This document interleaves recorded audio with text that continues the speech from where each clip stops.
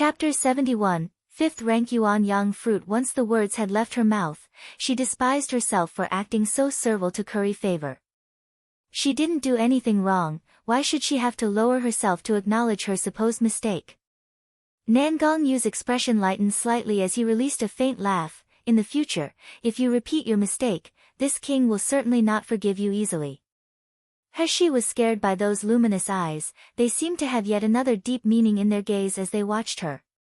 Without waiting for her to retort, she heard Nan Gongyu continue speaking.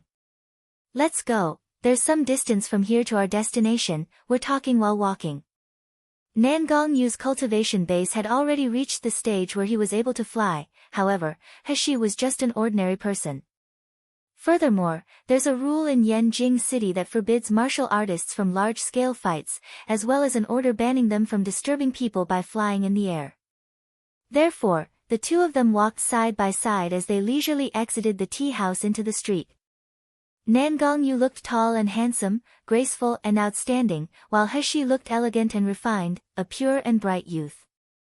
The two of them walking together naturally became a grand view, able to attract the attention of all living things. Passers-by who were coming and going occasionally turned their heads as they walked by them, their stunned gazes firmly attached to the pair. It even was to the point where they would walk right into a wall, completely unaware of their surroundings. If you want to remove the seal on your muddled dantian, you need a yang object. In this world, a yang object is very difficult to find, but fortunately, the power of your seal has gradually weakened. Now you only need to find a fiery yang object at its peak, that will do. The effect of a 5th rank Yuan Yang fruit, 1, is more than enough. Yuan Yang fruit. Even though He knew almost nothing about this world, she did know about 5th rank spiritual plants. Their value was so high, that no matter how much yuan she has, she would still be unable to obtain one. Nan Gongyu saw her anxious face, and looked left and right before he continued speaking to her. Do you know the Ouyang family? He's expression stiffened, and shaking her head, she whispered, I didn't even know you were the famous Hell King, how can I know who the Ouyang family is? Nan Gongyu leaned his head closer as he looked at her, saying meaningfully, in the country of Jinling, the Ouyang family, Nalan family, and Murong family, are the 3 great influential families. The master of the Ouyang family, Ouyang Zhixiong, controls hundreds of thousands of troops and horses, and was bestowed the title of the mighty general. It could be said that no one in Yanjing City doesn't know who he is. He grew flustered under his gaze, and quickly said, what does all this have to do with me? Nan Gongyu slightly laughed, although 5th rank spiritual plants aren't regarded as high level, but because of the Yuan Yang fruit's particular attribute, they are very rare. It just so happens that Ouyang Zhixiong has 2 Yuan Yang fruit in his hands. He's eyes suddenly brightened, then immediately after, she frowned, since Yuan Yang fruit is so precious, and Ouyang Zhixiong a famous general, how could it be possible for him to easily sell Yuan Yang fruit to me? Not to mention, she couldn't afford to buy such a precious thing. Of course he won't sell it. Nan Gongyu shook his head, however, Ouyang Zhixiong only has one son, Ouyang Haoshuan. He was considered a genius amongst his peers, as at only 26 years old, his cultivation base had already reached gold core stage. Unfortunately, a year ago, when he was cultivating in Magical Beast Forest, he was attacked, and not only was his cultivation base completely crippled, even the muscles and tendons throughout his body were severed. Ouyang Zhixiong had invited doctors from throughout Jinling, even seeking help from the Doctors Association, but he still couldn't find anyone capable of treating Ouyang Haoshuan's illness. Ouyang Haoshuan is the only direct bloodline descendant of the Ouyang family, so if he dies, Ouyang Zhixiong's position as the family's master will likely fall to a distant relative. Therefore, Ouyang Haoshuan's illness isn't limited to his own life and death, it also affects the fate of the whole Ouyang family.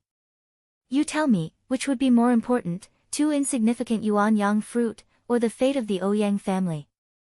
1. Yuan Yang. Yuan can mean first, origin, while Yang can mean son, male. Chapter 72, Ouyang Manor. He was stunned after hearing that, and after quite a while, she finally murmured, you taking me to Ouyang Manor, is it because you want me to cure Ouyang Haoshuan's illness? What? You don't have any confidence you'll be able to do it?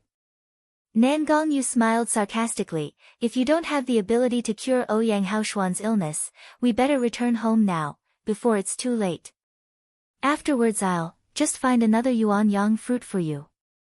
Nan Gongyu's implications were barely spoken, yet He had already raised her eyebrows, her elegant face filled with confidence as she proudly asked, "Who said I didn't have any confidence? I can't cure a mere meridian fracture." As the girl disguised as a youth said these haughty words, her beautiful phoenix eyes narrowed slightly, bursting with a silvery purple light.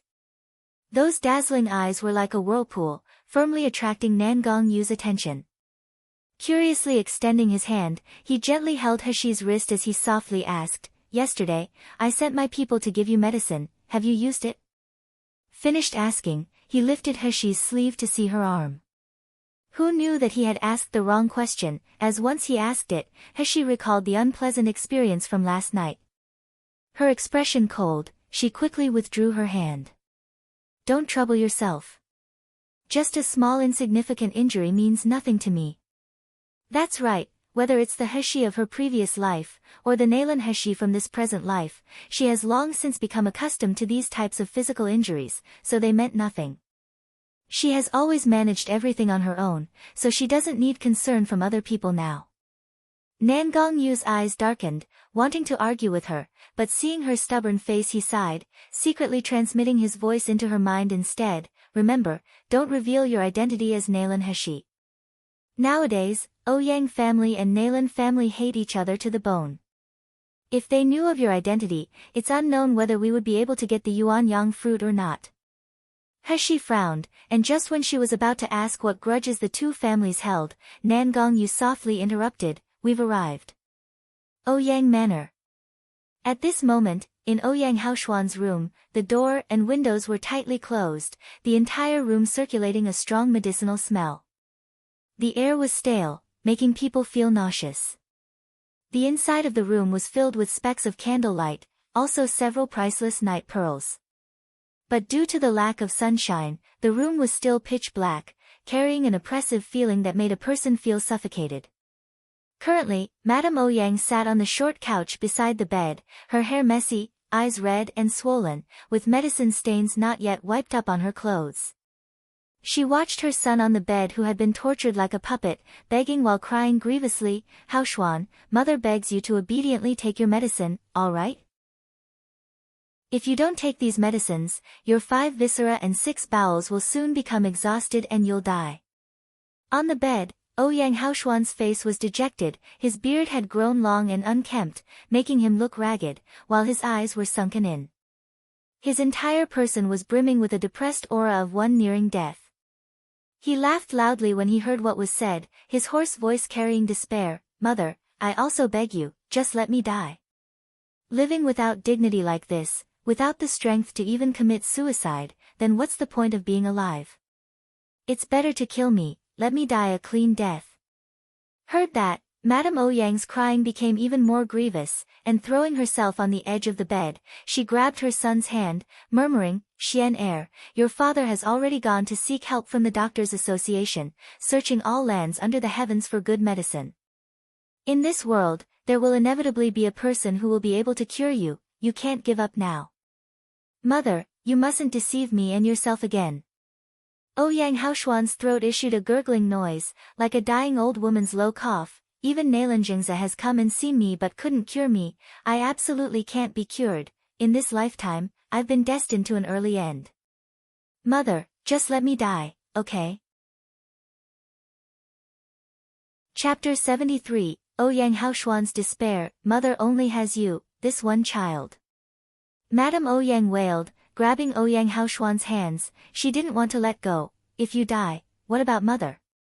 What about your father? Xian heir, those people who harmed you still haven't received retribution, and now that Ouyang family's relatives are eager for you to die, are you truly willing to die cowardly like this? Are you in such a rush for your parents to be so full of sorrow and hatred?" Ouyang Haoshuan stayed expressionless, his blank eyes projecting his despair while unwilling tears gathered. Previously, he was Ouyang family's most dazzling genius. Other people looked up to him, envied him, admired him. He was the pride of his parents. He was also Ouyang family's future hope. However, in the blink of an eye, that genius had crumbled into dust. The fine jade was covered in dust and shattered into hundreds of pieces, his cultivation base and body becoming crippled, turning him into a person who couldn't even take care himself. Every day, besides lying down on the bed, he couldn't do anything. He even needed other people's hands to help him eat, to avoid the food spilling. He has been restricted to laying down in this dark and stale-smelling room for more than a year already. In this 1 year, he has lost all his pride, lost his dignity, and lost his will to live. Every day, he only longed to die quickly, rather than live life like a dead person. However, his mother's words ignited the hatred and wrath lurking deep down in his heart. Those black-dressed people that schemed against him in the magical beast forest, those scums that dragged him into a trap, he still hasn't personally taken revenge, personally making them pay a debt of blood with blood. How can he be willing to die? How can he be willing to give up like this? Inside the room, brimming with Madame Ouyang's weeping sounds, occasionally mixed with Ouyang Haoshuan's destitute beast-like yells, the atmosphere was permeated with despair, enough that it could make a person's heart grieve. Just at this moment, the room's door was suddenly pushed open, and Ouyang Zhixiong entered with large steps. His face was devoid of the usual anxiousness, instead, his eyes shined with astonishment. "Madam, quickly! Quickly help Haoshuan to tidy up. The genius doctor has arrived, he will immediately come to give medical treatment to Haoshuan." Madame Ouyang startled, wiping the tears from her eyes as she asked, "Genius doctor? Could it be an elder you've invited from the Doctors' Association?" Ouyang Zhixiong shook his head. "All the elders from the Doctors' Association are mysterious, their whereabouts uncertain. How could I find them in such a short time? However, this time the one I've found, even though he's not an 8th-rank doctor, his medical skill has reached perfection. Believe me, he will certainly be able to save Haoshuan." Madame Ouyang's eyes shined, and with a trembling voice she asked, Really? My lord, you've truly found a person who is able to save Haoshuan? Father, you don't have to waste your energy." Lying on the bed, Ouyang Haoshuan remained unmoved in the slightest. Instead, the expression on his face became more mournful. "Didn't all the doctors that previously come to Ouyang Manor say that I would live, but that my muscles and bones were dead, resulting in how I am now?" His mouth opened a crack, and chuckling, a sinister expression spread across his face. "Every one of them fled after taking my pulse, especially Jinling country's #1 majestic, highly skilled doctor, Nalan Zhengzi. After he diagnosed me as incurable, he unexpectedly withdrew my engagement between our Ouyang family and his Nalan family. Even more, the news that I had become a crippled person spread everywhere, making me a laughingstock throughout Jinling. Ha ha ha. Indeed, he's the country's highly skilled doctor, a very good doctor."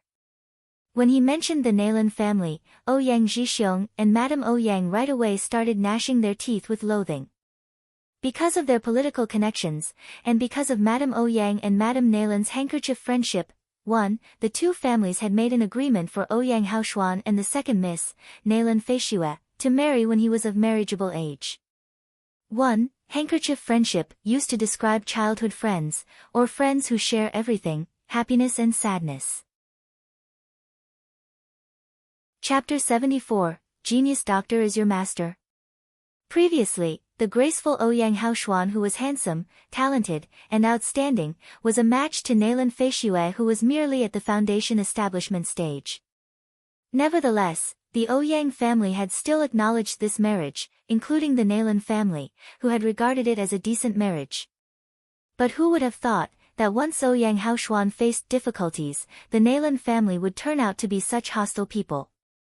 Refusing to acknowledge the marriage, and then spreading Ouyang Haoshuan's miserable condition to the public. Ouyang Haoshuan was once a dazzling star, and now that he had fallen into the mud, naturally, the people who had originally envied him, now threw stones at him, rejoicing in his misfortune. Now branch relatives from the Ouyang family were covetously eyeing the position of the family's master. Even Nalan Feishue's people that had once admired him came to their door just to sneer at Ouyang Haoshuan. Now that he has become a toad that can't climb up from a mud pit, they go so far as to dare clamor around Nalan Feishue, thinking of her as a swan. 1. Afterwards, the Ouyang family had found out that it was Nalan Feishue and Madame Nalan who had spread those rumors on purpose. This left the Ouyang family no choice but to break the engagement, making everyone focus on Ouyang Haoshuan's decline. No one paid any attention to the Nalan family's ungratefulness over renouncing the alliance contract. Due to these events, the Ouyang family hated the Nalan family to the bone. Especially the vicious and shameless Nalan Feishue, they were itching to tear her apart. Ouyang Zhixiong started becoming angry, but seeing his son's grief-filled appearance, he couldn't help but feel sad, his voice soft as he said, "Haoshuan, you are our Ouyang family's hope, how can you say you want to give up? Father guarantees that this time's genius doctor and the previous ones are different. Father personally saw him cure a person with broken meridians, that person is now healthy and able to walk. Believe me, he will certainly be able to cure you." Madame Ouyang was surprised and happy after hearing this, her voice raised in excitement. "My lord, was what you just said true?" "Of course it's true." Ouyang Zhixiong said, "Yesterday, when I was with His Highness, Hell King, together we saw that genius doctor save a person. His Highness, Hell King, and him are acquaintances, it's absolutely not false." Madame Ouyang suddenly started crying with joy, wiping her tears as she said, "Haoshuan, Haoshuan. Did you hear that? You can be saved, you can be saved. Quickly call someone to come help young master tidy up, invite the genius doctor to come in." Ouyang Haoshuan's eyes brightened, but immediately after, they once again became gloomy. It's not that he didn't want to be cured, it's just that he had experienced happiness turn to disappointment for more than a year already. It caused the little hope he had carried to long be extinguished, changing it into a deep despair. The moment He walked into Ouyang Haoshuan's room, she sensed depression, deathly silence, darkness, and the intense smell of medicine. Madame Ouyang stared blankly when she saw He, the light of hope in her eyes suddenly extinguishing, transforming into confusion and deep disappointment. She didn't think that this so-called genius doctor would actually be a youth with red lips and white teeth, who looked weak and without any strength. He didn't have the slightest resemblance to a high-level doctor, they normally have the appearance of a sage. However, Madame Ouyang was unwilling to give up and couldn't help but ask, "This young master, may I ask, is the genius doctor your master?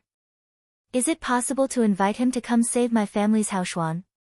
Ouyang Zhixiong's complexion changed, he glanced at the smile that wasn't a smile on the face of His Highness, Hell King, and quickly took a step forward to stop Madame Ouyang. "Madam, don't talk recklessly, this is the exceptionally talented young genius doctor." Madame Ouyang jumped in shock, and as her heart brimmed with despair and disappointment, tears gathered in the corners of her eyes. He had long become accustomed to this kind of situation, where she was judged by her appearance. Previously, although her medical skills were high, they were often used to kill people, not save people. But even then, there is no doctor who wouldn't get angry from not being trusted. So as a result, instead of becoming unwilling, her gaze coldly swept past the Ouyang couple before she then walked to the front of the bed. That she's better than him. Chapter 75, If It Can Be Treated. The ambience in the room was already heavy and gloomy, yet on the bed, it seemed to gather 100-fold. The strong smell of medicine mixed together with a sour, moldy smell, as if it was trying to create the world's gloomiest atmosphere. Ouyang Haoshuan had been lying down in this kind of dark room. His features cold, his skin appearing a pale ashen color, while his eyes were bloodshot in deep-set sockets. At this time, these eyes were fixedly staring at her, not a trace of hope visible, only endless darkness filled with coldness and despair. Obviously, compared to Wu Qi, this person's condition was more severe, regardless of whether it was his body or his spirit. He focused, grabbing his wrist to take his pulse. Once she took his pulse, her eyebrows furrowed. Just like she thought, Ouyang Haoshuan's illness, compared to Wu Qi's, was several times more severe. The meridians throughout his body appeared to be fractured, while several fractures were in extremely crucial places. Once they were severed, forget about only losing spiritual power, just normally sitting or standing up to walk would be unachievable. And most importantly, there was the trace of a highly toxic poison within Ouyang Haoshuan's body, causing his meridians to wither day by day. The poison that resided in his body was the kind that if he attempted to use his internal energy, the poison would feed off it, gradually increasing and spreading. So although fractured meridians would cause the body to be unable to operate and cultivate, a martial artist used their internal energy to live, how could they stop using that? Thus, this poison would keep accumulating until it spread throughout the body, eventually entering the dantian. He didn't know what kind of poison it was, but she thought that the person who used this poison to sever his meridians was extremely sinister.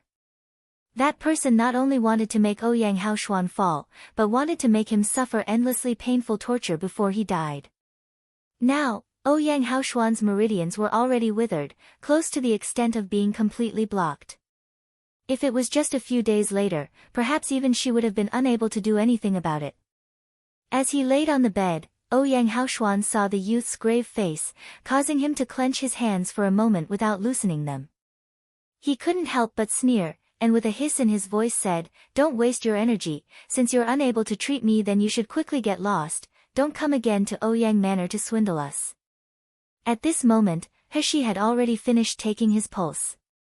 Withdrawing her hands while looking at the man's face filled with anger, she laughed coldly, "Oh? Then if I can treat you?" Ouyang Haoshuan was speechless, his expression sluggish as he felt himself being looked at by those cold eyes, his entire body freezing. Ouyang Zhixiong quickly said, "Genius Dr. Shi, as long as you're able to cure my son, my Ouyang family is willing to agree to any of your conditions." She tapped her fingers on the table, then turned her head to look around, and suddenly, in a heavy voice said, "Open all the windows, remove this thick bed sheet, and extinguish all the candles. I need this room to be bright with daylight." Madame Ouyang and Ouyang Zhixiong jumped in shock. Madame Ouyang immediately crying out in fear, "Absolutely not, ever since Haoshuan fell ill, with only a slight breeze and sunshine, his whole body will ache incessantly and spasm as dark spots appear on his skin." Are you really a genius doctor? Could it be that you want to kill my Xian heir?" At this time, even Ouyang Zhixiong was bewildered, not daring to speak. However, He only sneered, and suddenly taking out a medicinal pill, she stuffed it into Ouyang Haoshuan's mouth. "I assure you, even when he is blown by the wind or exposed to the sun, he'll be all right. You can all either choose to believe in what I'm doing, or just find someone better qualified than me." Chapter 76, Poison. Saying that, she then headed to the door to leave without hesitation. Nangong Yu saw her eyes shine with a self-confident light, while his eyes reflected an expression of happiness. His woman should have this kind of spirit and imposing attitude. When asking for a favor, it wouldn't make her look humble, rather, it would make people obediently deliver things into her hands. Seeing He about to leave, Ouyang Zhixiong became anxious and glanced at the motionless Hell King. His heart immediately throbbed harshly, and clenching his teeth said, "You've heard Genius Dr. Shi's command, quickly open the windows." "My lord!" Madame Ouyang shouted. Ouyang Haoshuan closed his eyes as he lay on the bed. Tightly clenching his teeth with a grim face, he braced himself for the pain to come. Slowly, a gentle breeze blew into the room accompanied by the warm sunshine, both filled with rich spiritual energy. For a moment, the intense smell of medicine and mold in the room were dispersed by the wind. And with the brightness replacing the darkness, it caused the entire room to no longer be covered in a deep haze, one resembling the underworld. Ouyang Haoshuan hesitated before he slowly opened his eyes. The first thing to enter his sight was the glaringly bright yet warm sunshine. In addition, under the glow of the sun, the youth's exquisite and matchless appearance was visible. Heshi's face was without a smile, without a trace of gentleness or softness, there was only icy arrogance and self-confidence. However, Ouyang Haoshuan's heart that was originally desperate and still, now, for no reason, surged with excitement. "Xian heir, how are you feeling? Do you feel pain anywhere?" Madame Ouyang nervously asked as she rushed to the front of the bed. Ouyang Haoshuan finally reacted. It didn't hurt, he didn't feel any pain. His body was neither spasming or breaking out in dark spots. Furthermore, his internal organs weren't shifting and breaking down from the pain.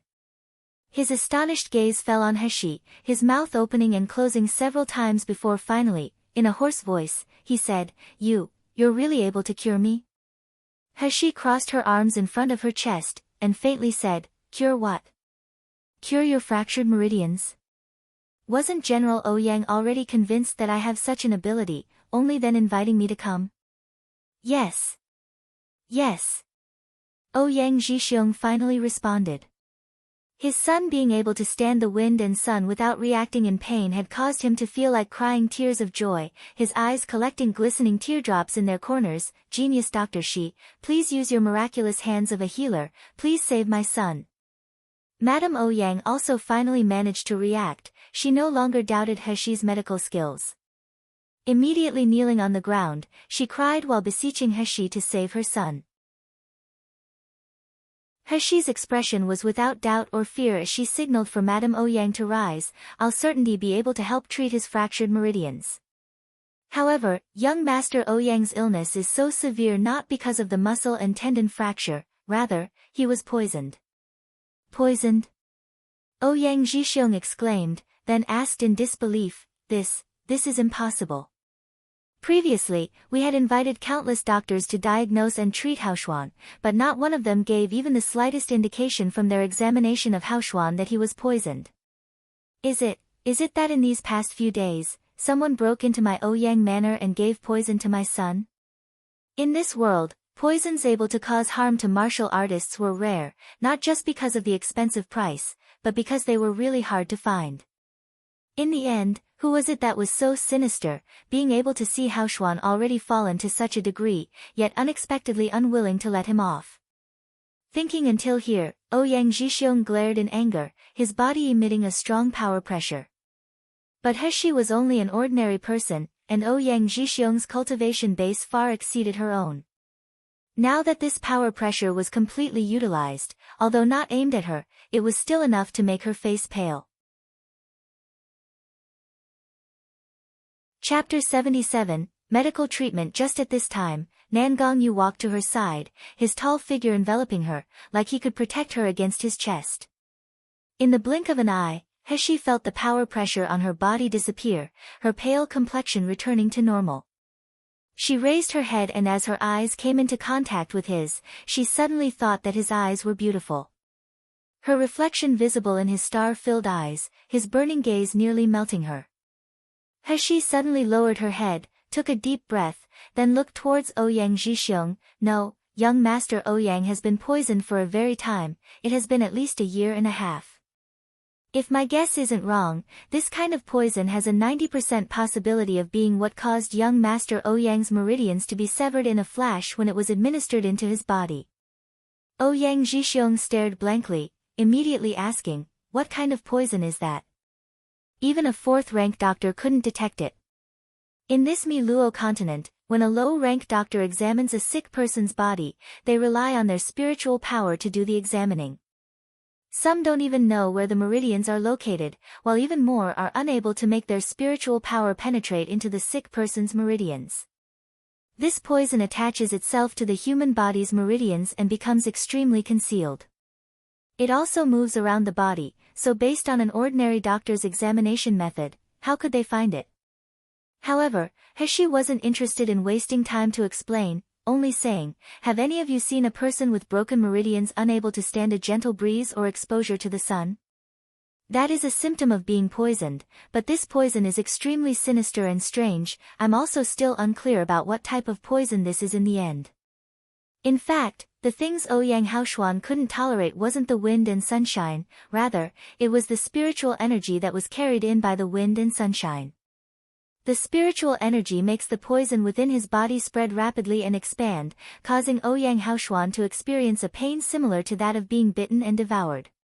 For her medical treatment this time, she needs a great amount of spiritual energy to enter Ouyang Haoshuan's body. So naturally, she will make the spiritual energy outside the room come in. But Madame Ouyang didn't care about the cause and effects, only asking with an anxious face, "May I ask if genius doctor she has a method to treat this illness?" She pursed her lips, "I was just about to try." Following that, her gaze landed on the lifeless expression of Ouyang Haoshuan on the bed, and slowly said, "My medical treatment requires your cooperation. Now you tell me, do you believe that I'm able to cure you? That is to say, are you willing to accept my medical treatment?"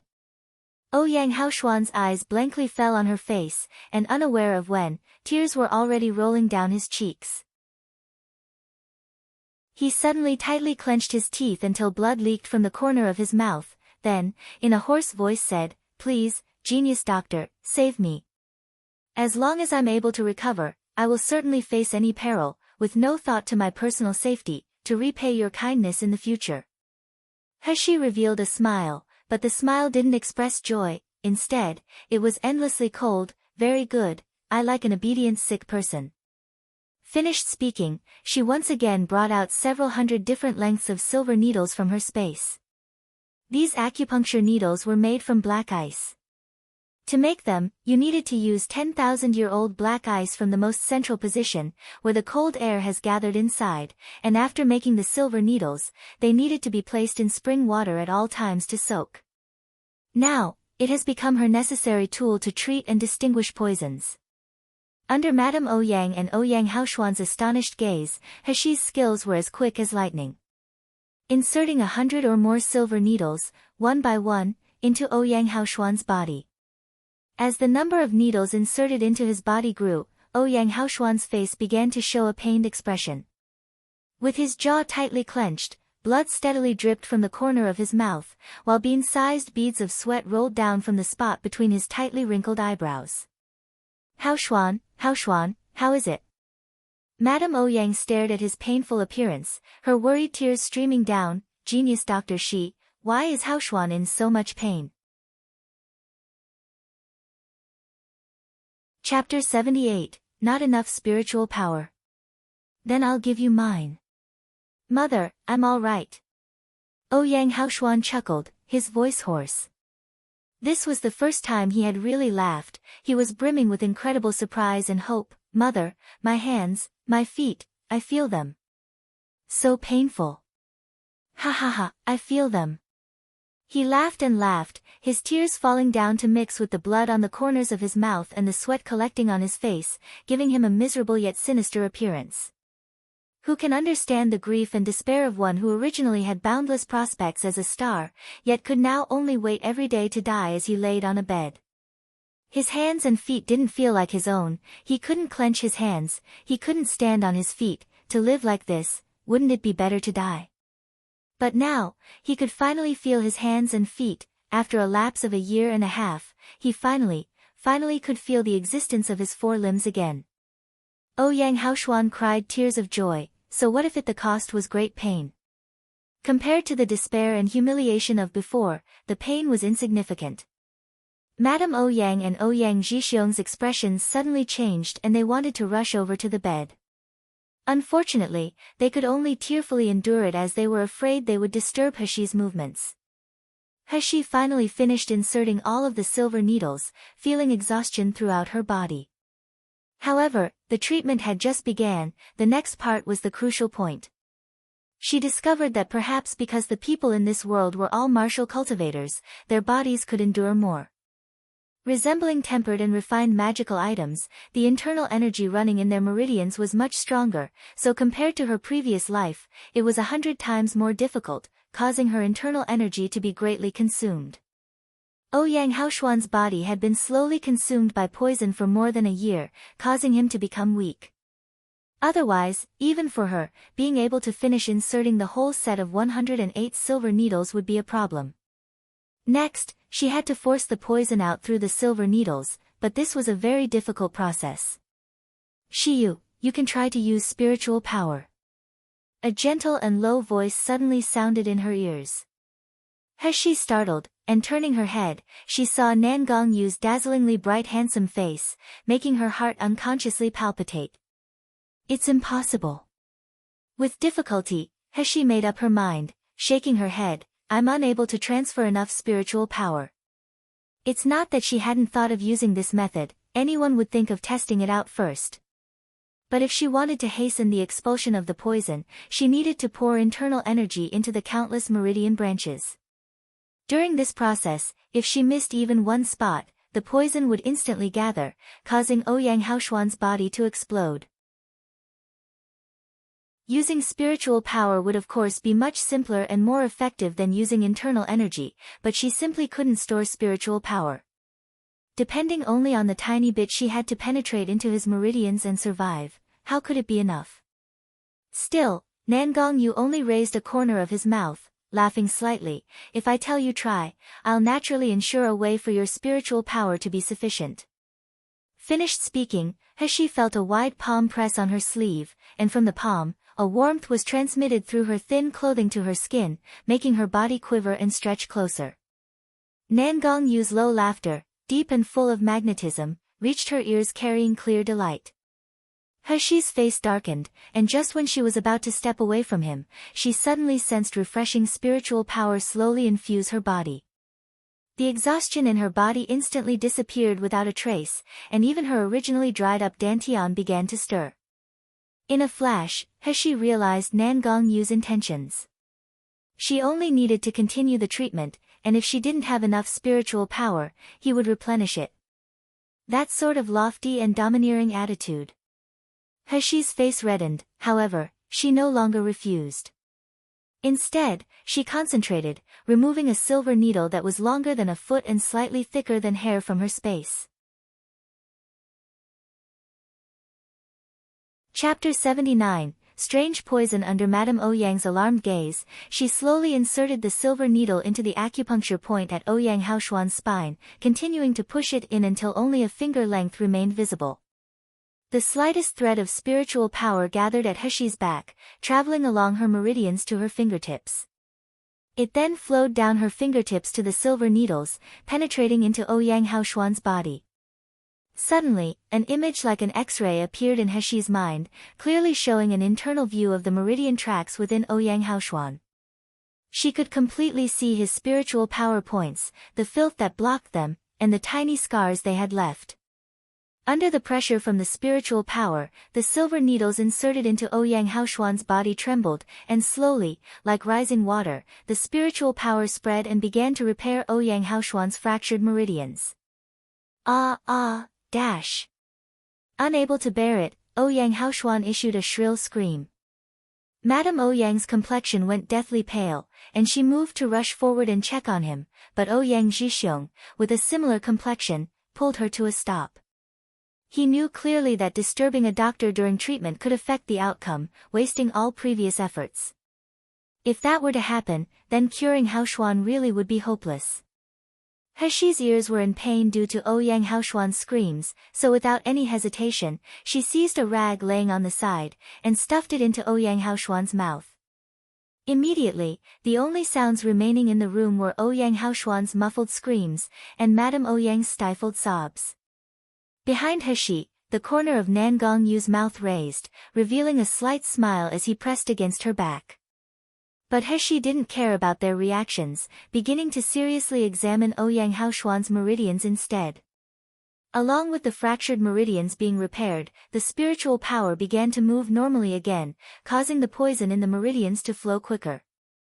The poison certainly wanted to spread and grow, however, the medicine that He had recently fed to Haoshuan restrained the tiny organisms from reproducing. That was to say, this poison was able to keep increasing due to fact that it wasn't a simple drug, rather, it carried a highly poisonous single-celled organism. He's spiritual power very quickly flowed along Ouyang Haoshuan's meridians, invading his dantian. When it penetrated his dantian, it made her scalp feel numb, causing the hand that gripped the large silver needle to almost loosen. Under the influence of inner inspect caused by the spiritual power, He saw that Ouyang Haoshuan's dantian appeared to be the source of the poison. The outward appearance was ordinary, yet inside, it had long been turned pitch black by the poison. The poison kept moving, and as it advanced towards and traveled along the complicated crisscrossing meridians, it looked like countless small worms crawling about the interior of Ouyang Haoshuan's body. This scene was too strange and horrible. He no longer hesitated, and quickly picking up several additional silver needles, she inserted them around his dantian, frantically gathering the spiritual power from Nangong Yu and sending it into the silver needles. Soon, the poison stopped spreading, starting to be forced to approach the silver needles. Then, it squirmed along the silver needles until it seeped out to the surface of the body. All it took was several breaths' time from the silver needles being inserted into Ouyang Haoshuan's body, for them to begin to be covered with thick black droplets. The unknown composition of black droplets carried a strong rotten stench, and while it should obviously be an ordinary liquid, it seemed to have life as it incessantly wiggled. This scene was too strange, causing the complexions of the watching Ouyang Zhixiong and Madame Ouyang to turn purple, their bodies trembling. Quickly grab them. Heshi's words were unfinished when Nangong Yu had already taken out a porcelain bottle, and with the spiritual energy still entering the room, the black liquid was caught without any resistance. It took more than an hour for those silver needles to no longer exude black liquid, but by the end, Ouyang Haoshuan's face that had originally been in pain, had gradually relaxed into a tranquil expression.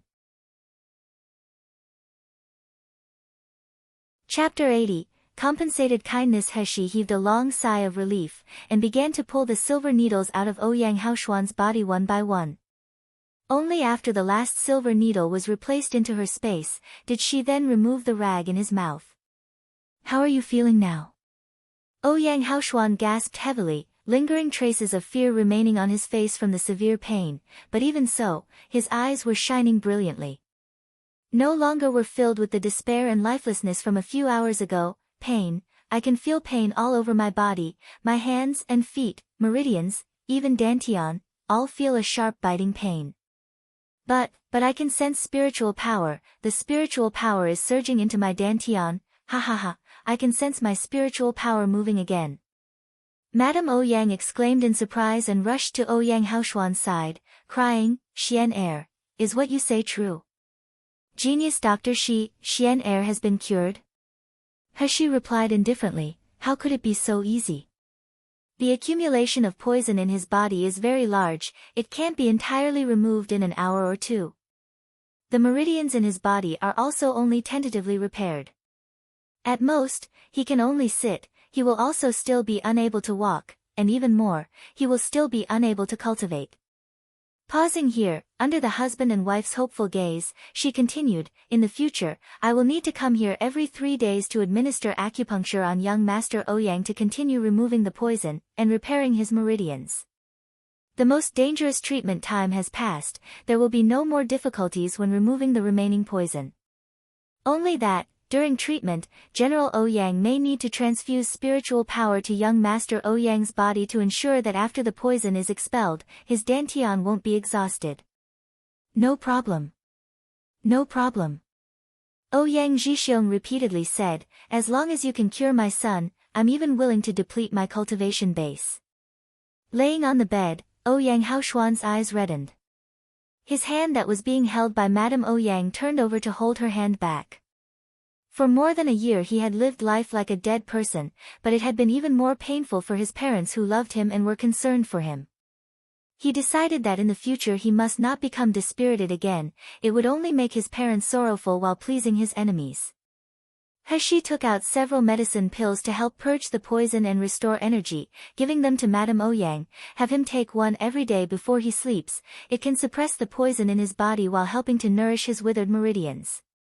With difficulty, Ouyang Haoshuan stretched out his hands, his eyes filled with glistening teardrops. Supporting himself by holding on to Madame Ouyang, he sat up and looked gratefully at Heshi. "Young Master Shi's kindness has given me a new lease on life. Ouyang Haoshuan will remember this as long as I live. In the future, if young Master has any request, Ouyang Haoshuan will tread water and walk through fire, unafraid of any difficulty, as long as I can accomplish it." At this time, Ouyang Haoshuan's cheekbones were deep set and covered by a long beard, and with his face so haggard, his appearance was anything but handsome. However, those eyes he used to gaze at Heshi with were shining, causing Nangong Yu to narrow his own in displeasure. Yet Heshi didn't care in the slightest, only coldly saying, "You all don't need to thank me, because for me to expend a great deal of effort to save people is only natural if I have a request. I heard your Ouyang family have yuanyang fruit. All of a sudden, Ouyang Zhixiong came to a realization as he recalled what Hell King had said before, about him having something the genius doctor was seeking. Quickly, he ordered people to take out his collection of yuanyang fruit. Yuanyang fruit was precious and rare, it possessed a powerful effect of assisting people in advancing a rank. But when it was compared to the safety and life of his son, he regarded it as nothing. Without hesitation, Ouyang Zhixiong handed an exquisitely carved jade box over to He. He opened the jade box and suddenly felt a blazing flame directly hit her face, causing her complexion to instantly change. But the next moment, an invisible barrier was set in front of her and a slender hand reached out to gently close the jade box. Then, a gloomy voice sounded in her ears, "Shiyu, be careful. When using yuanyang fruit, you must first be wrapped with spiritual power, otherwise, you will easily burn yourself." Chapter 81, How about you give your heart to me? Heshi's face reddened and she quickly threw the jade box containing the yuanyang fruit into her space. When she raised her head, she was stunned to notice Nangong Yu's somewhat pale complexion, a thin layer of sweat dotting his forehead. She suddenly realized that after the treatment she didn't feel weak and tired like normal, instead, she felt refreshed. Nangong Yu had incessantly transferred his spiritual power to her for the needed treatment, and during this time, he had also continuously used his spiritual power to support her body. This in turn stopped her body from becoming weak, and prevented her meridians from feeling pain due to excessive use of spiritual power. Nangong Yu, why did he do this? These were obviously her own matters, saving Ouyang Haoshuan in exchange for the yuanyang fruit, then after obtaining the yuanyang fruit, using it to remove the seal on her dantian. None of these things had anything to do with Nangong Yu, so why would he try so hard to help her? The expression in Heshi's eyes appeared somewhat complicated, and her red lips lightly moved as a near whisper spit out two words, "Thank you." But Nangong Yu's next words quickly scattered the slightly touched feeling from the bottom of Heshi's heart. "This king has been working hard, did you think only saying a sentence of thank you was enough?" Heshi pursed her lips, "Then what do you want?" Nangong Yu bent his body, moving closer to her ear as he slowly said, "How about you give your heart to me?" The corner of Heshi's mouth thinned, and before she was able to speak, Ouyang Zhixiong had already ordered people to bring in a large chest of yuan. "This is the medical fee my Ouyang family presents to genius Dr. Shi, you must accept this." After saying that, he picked up a jade tablet and handed it to Heshi, then patted his chest as he said, "In the future, if there is anyone in this Jinling country who is disrespectful towards genius Dr. Shi, don't hesitate to take out this jade tablet. I'd like to see who would dare to touch people that I, Ouyang Zhixiong, protect." Heshi hadn't yet taken the jade tablet when she heard Nangong Yu's cold laugh. "My, Nangong Yu's people, need General Ouyang's protection?" Nangong Yu's icily low arrogant voice was filled with a stern power pressure, making Ouyang Zhixiong's body shake, and as his gaze swept over Heshi and Nangong Yu, his heart became bewildered. These two people, one is great and elegant, and one is as clear and bright as the moon. When they stand together, even the sun and the moon will lose their radiance. But these two people are both men, right? What was the meaning behind Hell King's words? Ouyang Zhixiong's expression kept changing, until finally, under Hell King's fixed gaze, he forced out a smile and said, "Hell King, don't get angry, in this Jinling country who would dare to provoke your people, it was me who was rude. This jade tablet is just a meeting gift between genius Dr. Shi and I, please don't be offended." Heshi cast a glance at Nangong Yu, and taking the jade tablet, sneeringly said, "I accept the jade tablet, but as for the yuan, that's not necessary. I've said that the yuanyang fruit is what I want, just make it the medical fee. The transaction is now complete, we're even." Finished speaking and without hesitation, she turned around to leave Ouyang Manor. Nangong Yu looked at her confident back with his eyes shining brilliantly, then quickly moved his feet to follow her out. Left behind, Ouyang Zhixiong stood alone as he stared at the empty gate, his emotions fluctuating for quite a while before he then turned around, heading back towards his son's room. He had arrived at the Ouyang Manor early in the morning, and now that the treatment was finished, going by the color of the sky, it was already late evening. She was worried about wet Nurse Chen waiting for her with the evening meal, her heart also somewhat anxious. The internal energy within her body fluctuated, stretching like a shadow as she prepared to use Qing Gong to quickly return home. Her figure had barely moved several steps when suddenly, before her eyes, she ran into a wall of flesh. She moaned softly, feeling the tip of her nose ache, while a familiar scent that was clear and cold lingered. Chapter 82, Unworthy to associate with the man's deep voice sounded in her ear. Little thing, am I a bother to you, for you to go so far as to leave without even informing me? How can you destroy the bridge after crossing the river? 1. She clutched her aching nose, her watery eyes looking towards the man blocking her path. Then if I inform you now, will that do? Finished speaking, she waved her hand and without expression said, Nan Gongyu, goodbye. Nan Gongyu, due to this heartless little guy, gave a mixed angry and happy laugh. Then, grabbing her white wrist that had just waved at him, he pulled her to his chest, and with a faint laugh in his voice said, if you say goodbye just like that, then how can this king have any face? At this time, the two of them were standing very close together, as she nearly pressed up against Nan Gongyu's chest. They were also still in front of the Ouyang family's gate, so the people passing by in West Street were all suddenly watching them as they walked past. Those gazes contained astonishment, curiousness, puzzlement, but even more, contempt. Two men unexpectedly embracing in the middle of the street, this was simply an injury to public morals, they have no sense of shame. She's cheeks blushed, and despite not caring about other people's gazes, she was now somewhat ashamed, desperately struggling to break free from his arm. The more she struggled, the tighter Nan Gongyu embraced her, ultimately ending with one of his arms around her slender waist, firmly locking her to his chest. You, let go. She said in a fluster, what do you want? Nan Gongyu wasn't the slightest bit concerned about passing people's gazes. Whilst their gazes became more vague, his actions became more intimate, just like she was swearing sovereignty to him. Tell me, why was your attitude so cold towards me all of a sudden this morning? Nan Gongyu lowered his head, gently whispering in her ear, if you tell me the truth, I'll let you go, She clenched her teeth tightly as she recalled Zhu Kei's arrogant words towards her yesterday, and thinking of the sharp warning, she couldn't help but sneer, you're the high and mighty, your highness, Hell King, and I'm merely a concubine-born daughter abandoned by the Nalan family. How could I be cold towards you?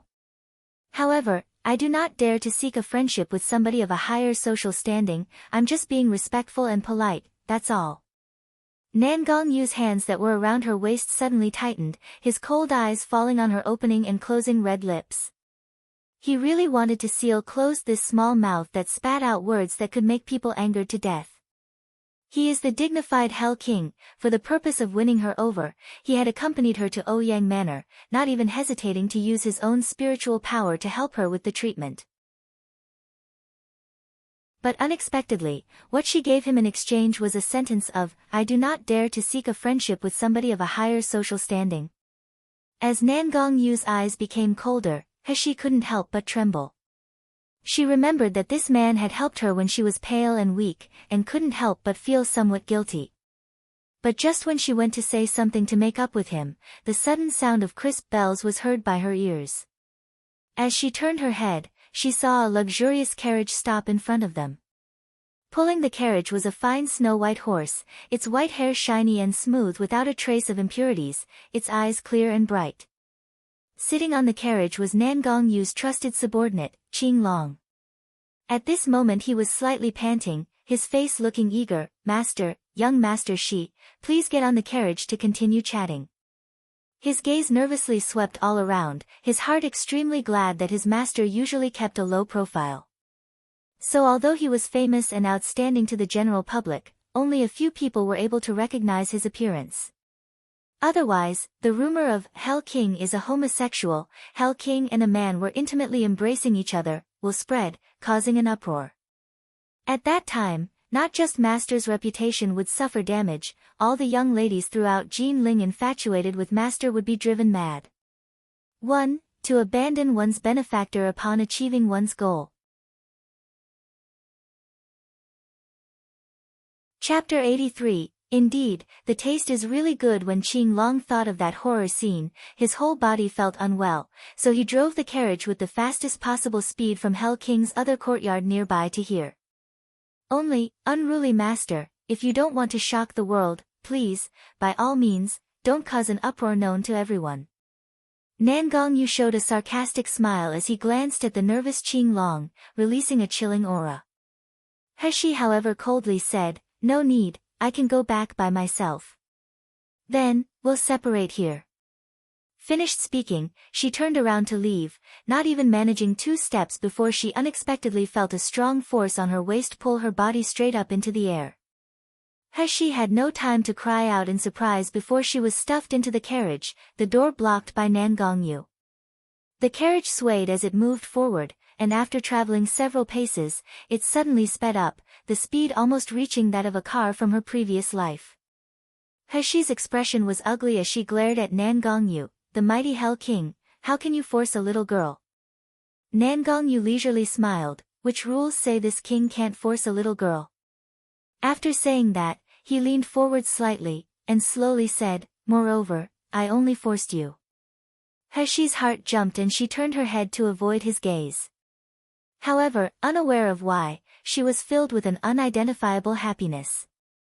The corner of Nan Gongyu's mouth raised, and taking out several refreshments, he arranged them on a small table, then softly said, "You were busy all of today and haven't eaten yet, right?" She stared blankly, the sweetly rich fragrance of spiritual energy assaulting her nose. Turning her head to look around, she discovered that the outward appearance of this carriage was nothing out of the ordinary, but that the interior decorations were extremely luxurious. The furnishings inside the carriage were all refined using spirit tools, so they carried faint spiritual power fluctuations. The brocade fluttering on the floor was made using 10,000-year-old ice silk, and the small unremarkable-looking table was made using rare and very old dark sandalwood. The white tea set that Nan Gongyu had just arranged, although she was unable to properly tell the quality and materials used, it gave off a refreshing feeling as it hovered over the table. With one look, she was able to tell that it wasn't just an ordinary product.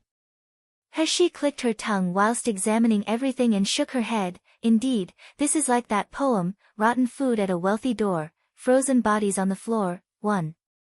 Just looking at the items here could make a person jealous, as any item in here was the same, its value far surpassing that of her small courtyard."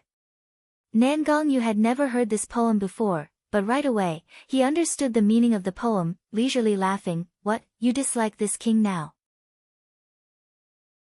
"No, I just hate the rich." She smiled, before grabbing a pastry and shoving it into her mouth. The sweet fragrance spread between her lips and tongue, and although it couldn't compare with her own cooking, 90% of the pastry's spiritual energy remained. This can be considered as her having eaten this world's best food. She's eyes lit up as she exclaimed, "The taste is really good." Nan Gongyu's luminous eyes were glued to her mouth, her pearly white teeth hidden behind soft red lips, just like snow on a red plum flower. His heart that had been silent for many years suddenly began to throb, a burning desire within his body beginning to stir. Suddenly extending his arm, he gently captured Heshi's hand that was still holding half of the pastry, and pulling her towards him, he slightly lowered his head. The pastry that was still held in Heshi's hand entered his mouth, along with one of her fingers which he gently nibbled. Heshi's whole body stiffened, as if it was struck by lightning. "You." Nan Gongyu swallowed the pastry, not completely understanding about what tasted good. However, he laughed devilishly. "Indeed, the taste is really good." 1. Poem about the deep disparity between the rich and the poor. While the rich wine and dine, the poor die of cold by the roadside. Chapter 84. Yes, I'm a pervert. Heshi felt uncomfortable all over, her lips parted halfway as they slightly trembled. Yet, she was unable to say a word for a long time. The fire in Nan Gongyu's eyes became more passionate, causing his body to move forward, and grabbing her wrist, he pulled her even closer. As he leant his body over hers, he kissed those slightly parted red lips. WTF? What is this man doing? He suddenly came to her senses and struggled to break free with all her might. However, Nan Gongyu effortlessly pressed down on her nape, rendering her unable to escape. A burst of strong wind erupted from Nan Gongyu's palm, causing the small table that was originally standing between them to now be pushed away. There was now no longer any barrier between the two of them. Invisible needles appeared in Heshi's palm, and just when she was about to launch them, her hands were suddenly restrained behind her back, the invisible needles quietly falling to the floor. Nan Gongyu picked her up and placed her on his lap, then lowered his head and started kissing her again. This time it wasn't a light kiss, like a dragonfly gently skimming the water. Instead, it was like a stormy sea, the heat and aggression slowly trying to engulf her. Heshi felt as if she was melting, every cell in her body burning. Her mind was so muddled that she couldn't think clearly, and she didn't have the slightest ounce of power to strike back. Then, after a good while, when Heshi was close to suffocating, only then did Nan Gongyu release her. His usually clear and melodious voice now hoarse and low, full of passion, "It tastes really good, and very sweet." Heshi all of a sudden sobered and raised her hand to slap Nan Gongyu. "You, pervert, bastard, asshole." Heshi was so angry her whole body was trembling, never before had a man been so daring towards her like this. This man had unexpectedly dared to disrespect her, snatching away her first kiss. He could just be damned to die 1,000 times, 10,000 times. However, Heshi was unaware that her voice wasn't cold and stern, like it usually was when she was disguised as a man. Instead, it was delicate and soft. If people heard it, it would sound like a spoiled child acting coquettishly. Nan Gongyu held back her hand that wanted to slap him, and confined her in his arms while laughing lightly. I am a pervert." Although he had never heard the word pervert before, it was very easy to understand its meaning, wasn't it? Finished speaking, the smiling expression in his eyes intensified, and bowing his head, he lightly pecked the side of the girl's red and somewhat swollen lips. "However, I'm only doing this with you." For a moment, Heshi felt bewildered. She was extremely angry, itching to slaughter this man. Yet, besides the anger consuming her, she could feel a warmth spreading from the bottom of her heart that she herself failed to understand. Heshi had never experienced such feelings before in the 19 years that she had lived. Furthermore, she had never been so flustered or weak. You shameless bastard. Let me go." Heshi struggled firmly, wanting to push Nan Gongyu away. But in regards to her resistance, how could Nan Gongyu care about it? Effortlessly confining her in his arms, he lowered his head, then leaning close to her flushed earlobe, he whispered, "I am shameless, but recently you obviously liked that, isn't that right?" At first, he had only wanted to scare this emotionless little girl without a conscience. Yet when her soft lips had touched his, he suddenly felt heat rise within his body like a wave, causing him to lose all reason and become unable to suppress his desires. He couldn't help but want to devour this girl, to mark her with his scent, making her completely his. Nan Gongyu had lived for 20 years and never experienced this kind of feeling before.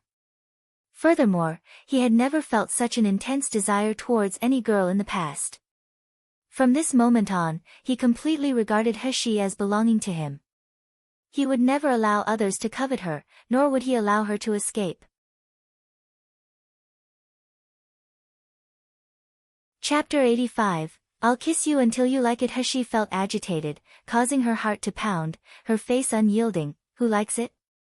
Disgusting. As soon as she finished speaking, she raised her hand and wiped her kiss-swollen red lips.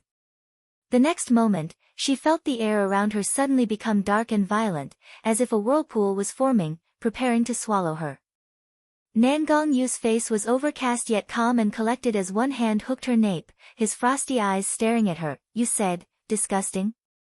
When Heshi looked at the expression on Nan Gongyu's face, she instantly wanted to retreat, her face turning pale.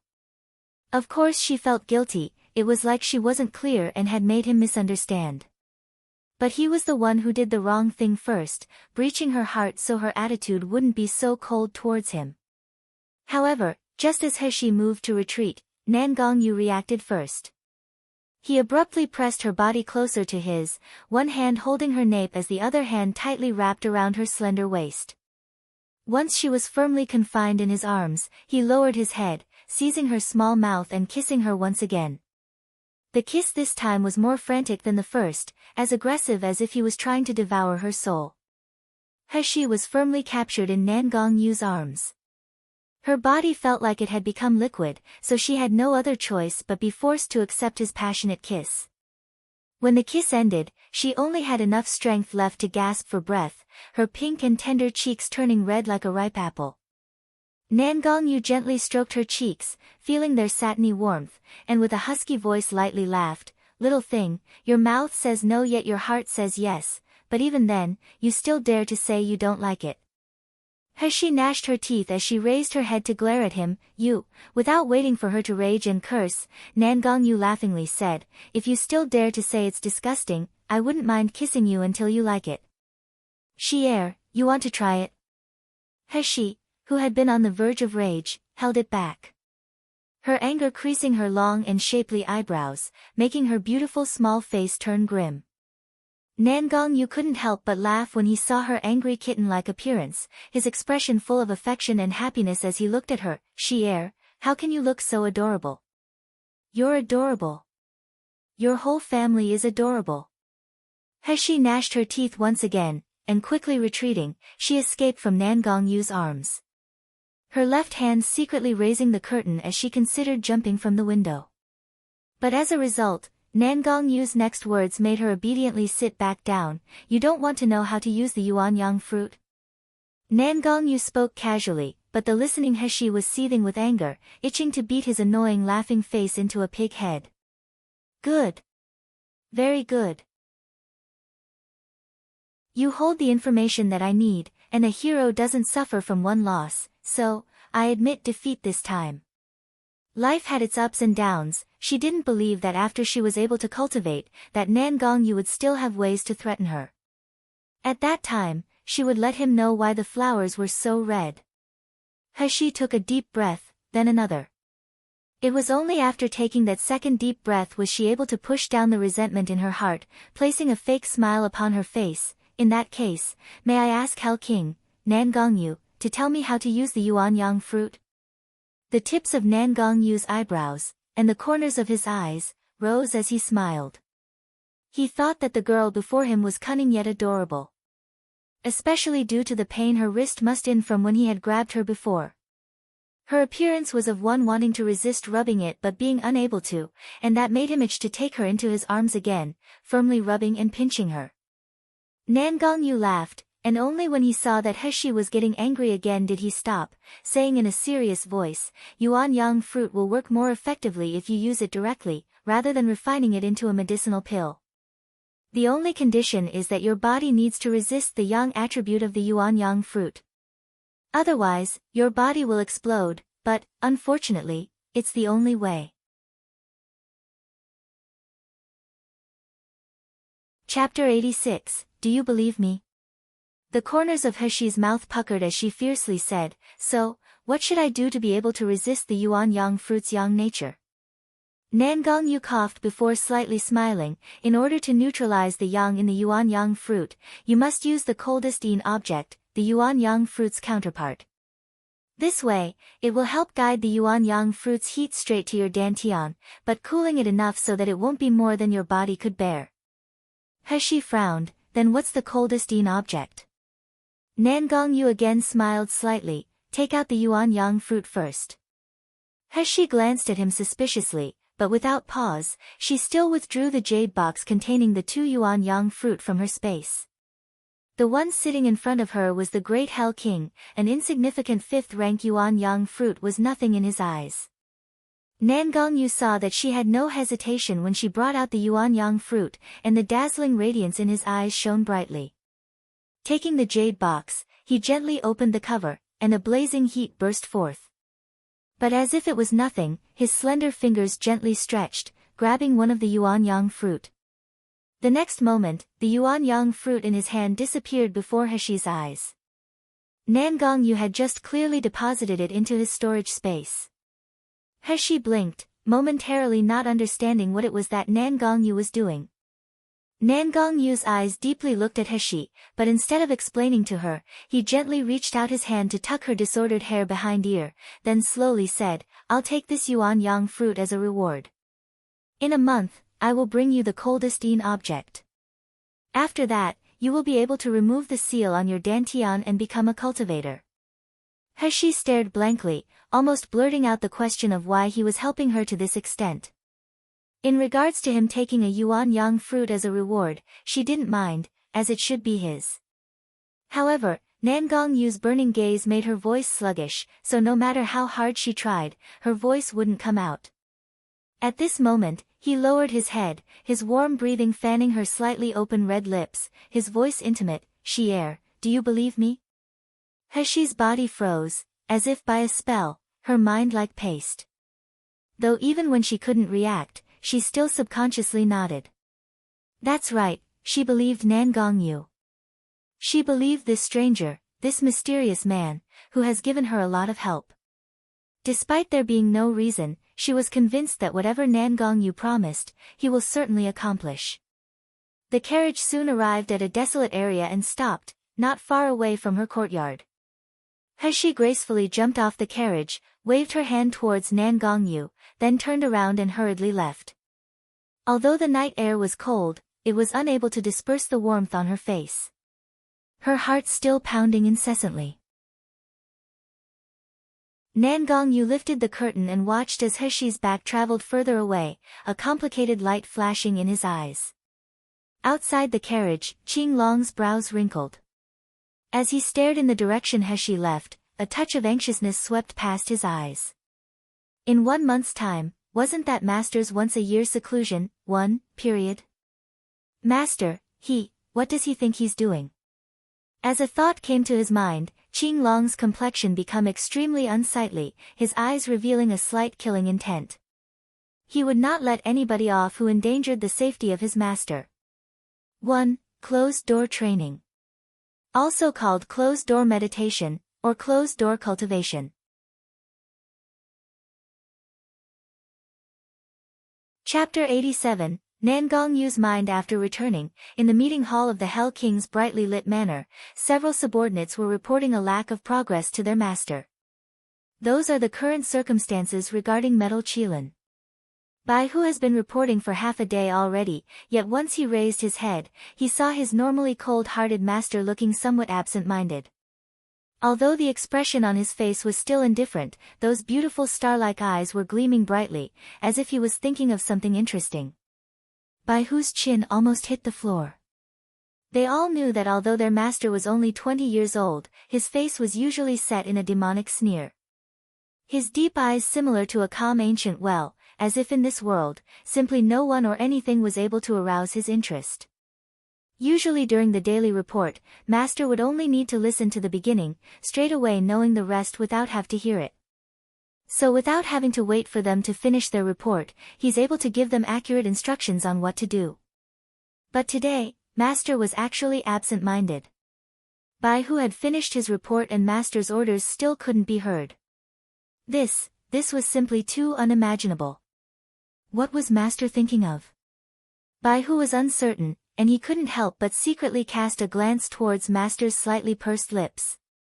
That spot of light peach color on his lower lip, it seemed to look like bite marks. Bai Hu's heart palpitated. Master is on the nascent soul stage, with his spiritual power, he would be able to heal this minor cut, but now Master had kept the wound, in the end, who caused it? He vaguely cast a glance towards Qing Long who was standing behind Master like an invisible person, asking with his eyes, what happened with Master today? Qing Long's expression was cold, a trace of confusion and anger visible in his eyes. Just when Bai Hu was becoming extremely confused, Nan Gongyu finally came back from his thoughts to see Bai Hu's confused expression and darting gaze, so he couldn't help but faintly say, I already understand the circumstances regarding Metal Qilin. Since the situation is now unusual, you can command them to train for the time being. If something happens, then let Wu Xian handle it. Yes, Master. Bai Hu quickly focused his thoughts and respectfully said, this subordinate will notify Wu Xian. If there is nothing else, you can all withdraw. Nan Gongyu said with a wave of his hand. They quickly answered, and under Bai Hu's lead, they quietly withdrew from the hall, Qing Long following as he was also ordered to leave. Nan Gongyu sat alone in the large hall, and as his hand reached out to lightly touch the small cut on his lower lip, the corner of his mouth lifted into a light smile. What is that little thing doing now? Were there any thoughts of him? Before Nan Gongyu's eyes, an elegant and beautiful image slowly appeared. Obviously it's a teenage girl, yet even though she was disguised as a man, there wasn't the slightest flaw in her disguise. Even Ouyang Zhixiong, one of the top experts in the country, was unable to see through her disguise. If he hadn't recognized that pair of purple eyes earlier, perhaps even he would be unable to imagine that the elegant as a pearl Shiyu, the genius Dr. Shi, and Nailan family's abandoned and ugly concubine-born daughter, Nailan Heshi, were unexpectedly the same person. In his mind, the actions of the two people in the carriage flashed past. The little girl's dainty body was soft and emitted a nice fragrance, her lips more delicate than a flower petal. These scenes replayed over and over in his mind, causing him to feel agitated and his body to feel burning hot. Never before had a person so affected his emotions like this little girl did, making him long to possess her, eager to be able to see her every frown and smile. Chapter 88, Two-Faced. It was fate. From the first moment he saw the radiance in her eyes when she opened them in Gluttonous House, his heart was drawn, unable to break free. But so what if he couldn't break free? If he, Nan Gongyu, wanted something, there wasn't anything he couldn't obtain. Just at this moment, the guard's voice from outside the door lightly reported, "Master, Zhu Ke requests to see you." Soon after, a beautiful woman dressed in red walked into the hall, then kneeled towards Nan Gongyu in greeting. Her movements were as elegant as moving clouds. Without losing any of her outstanding beauty, when she kneeled, her chest and abdomen were still slightly upright, completely exposing the pretty curves of her body. Nan Gongyu said, "Rise. The girl that I ordered you to examine, how was the condition of her injury?" Zhu Ke slowly stood up, her face frosty and eyebrows slightly wrinkled. Contempt flashed in her eyes but quickly vanished without a trace, while on the surface she was still respectful as she replied, answering, "Master, Miss Nailan was only superficially wounded, it's not serious." After Zhu Ke had returned, she discovered that the person who lived in that remote courtyard, where no spiritual energy existed, was unexpectedly Nailan Manor's concubine-born third Mississippi. Moreover, she was the trash who had long been abandoned by Nailan Manor.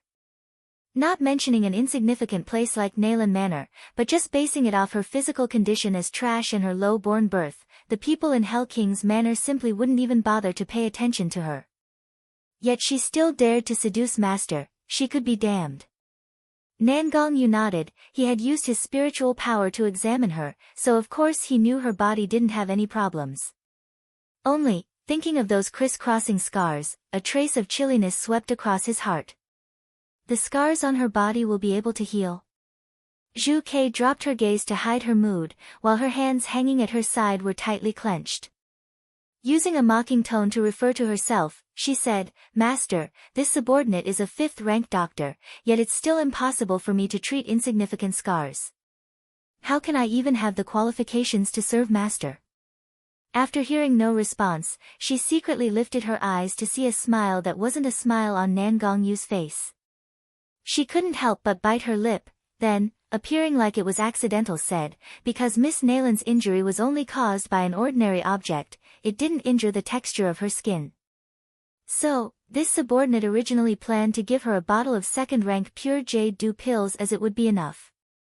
Although this medicine's effect is ordinary, so the time to completely recover would be longer, it would benefit an ordinary person like Miss Nailan due to the nature of the medicine, which is that of alleviating pain.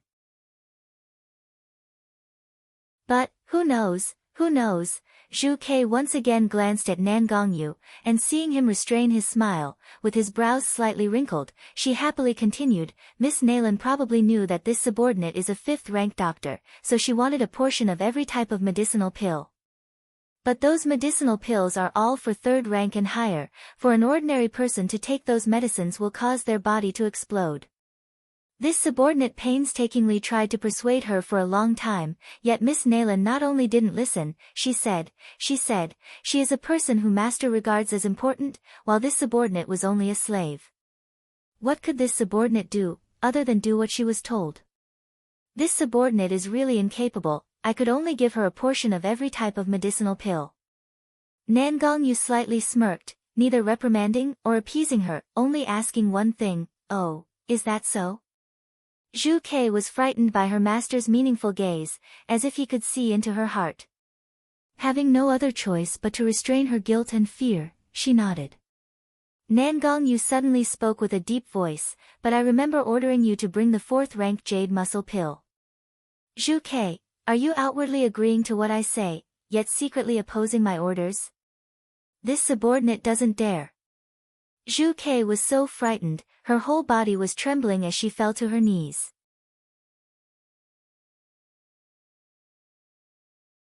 Chapter 89, by whose gossip Zhu Ke was so frightened that her whole body trembled, her knees thumping to the floor as she fell to kneel. This subordinate examined Miss Nayland's body and found that she is just an ordinary person without a cultivation base. The jade muscle pill is a 4th-rank medicinal pill. It's really harmful to Miss Nayland. So, without permission, I decided to exchange it with pure jade dew pills which only have a mild effect. Yet afterwards, Miss Nayland demanded that this subordinate also give her the jade muscle pill, begging master to clearly distinguish this. Nan Gongyu lightly said, "I just casually asked, you don't have to be so nervous." Suddenly, he pointed to her face and asked, "What happened to your face?" Zhu Ke touched her left cheek, ashamed, resentment flashing in her eyes. She, Zhu Ke, posed as a beauty. No one in Hell King's manor could be compared to her. Added with her excellent medical skills and decent cultivation base, master has always thought highly of her. Apart from herself, there has been no other woman who could get close to master. But now, that immature ugly girl had dared to injure her cherished face, causing the hatred in her heart to rise in turbulent waves. At this time, sloping scratches extended from her temple to her cheek on the left half of her face, and although the scar wasn't long, it was a faint grayish color. As long as a person with discerning eyes looked at her face, they could easily spot it. The appearance Zhu Ke had cherished the most was now like heart-piercing torment to her. Yesterday, she didn't immediately treat the wound, so now it's become like this. Zhu Ke lowered her eyes, her face showing a humiliated and flustered expression, and with a low voice said, "Miss Nayland, when she demanded more than 10 types of precious medicinal pills from this subordinate originally refused, but who knew that she would suddenly throw a strange silver needle? At the time, this subordinate was not aware. However, master, please don't blame Miss Nayland, she is also worried the scars on her body will remain, so momentarily anxious, this subordinate was too careless." This subordinate is obviously a cultivator of gold core stage, yet still managed to be injured by an ordinary person's hands. Zhu Ke lifted her head, concealed the radiance in her eyes, and with an enduring and humiliated expression, she looked at Nan Gongyu. She just couldn't believe that master would be seduced by such a greedy and vain woman. But who knew what Nan Gongyu was thinking as he just casually smiled, his pitch-black eyes like calm ancient wells, not revealing a trace of his emotions. An incense stick of time later, Zhu Ke left the hall, her face livid. She touched the wound that was still faintly painful and itchy, her heart full of hatred. She had exposed all of Nayland Hashi's wicked conduct to master, yet, unexpectedly, master didn't say anything, only waving his hand for her to withdraw. Could it be that master truly liked that smelly girl? Zhu Ke gnashed her teeth while thinking, and Bai Hu, coming from the opposite direction, saw her ashen complexion and the scar on her face. He couldn't help but be surprised as he asked, "What happened to you? How come your complexion is so unsightly? Did master reprimand you? Furthermore, why does a scar still remain on your face? Aren't you a grand 5th-rank doctor? Such a little wound, yet you still can't treat it." Zhu Ke's complexion immediately became gloomier, coldly saying, "You don't need to be so meddlesome, manage yourself instead." Bai Hu shrugged. It isn't good to provoke a woman over her appearance. Rather, recalling what he had just seen in the hall, he couldn't help but gossip with Zhu Ke. Hey, Zhu Ke, you haven't found Master abnormal today, have you? He went out early this morning, bringing Qing Long with him, and not returning until the sun set in the west. The expression on his face when he returned was as fresh as a spring breeze. When I reported to Master, it was the first time I'd ever seen him absent-minded. Zhu Ke's heart grew cold. She couldn't help but hesitate as she asked, do you know who Master met today?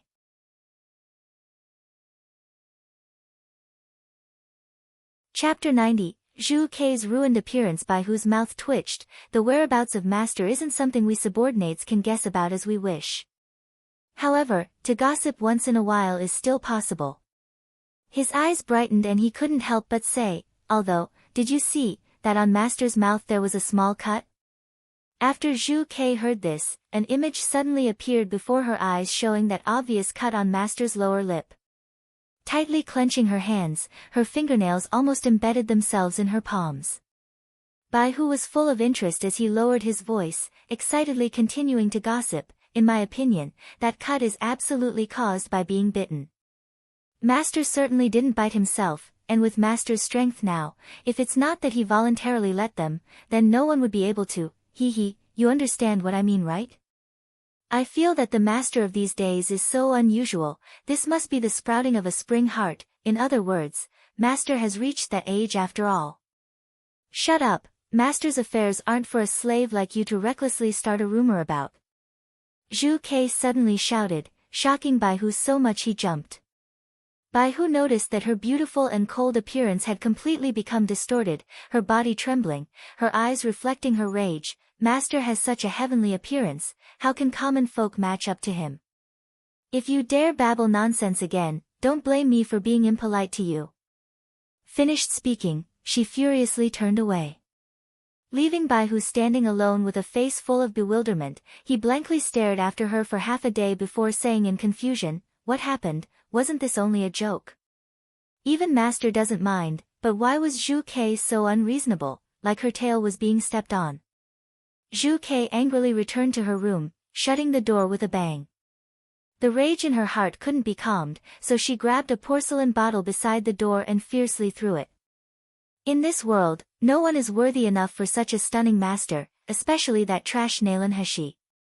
Someone like her isn't even good enough to carry Master's shoes.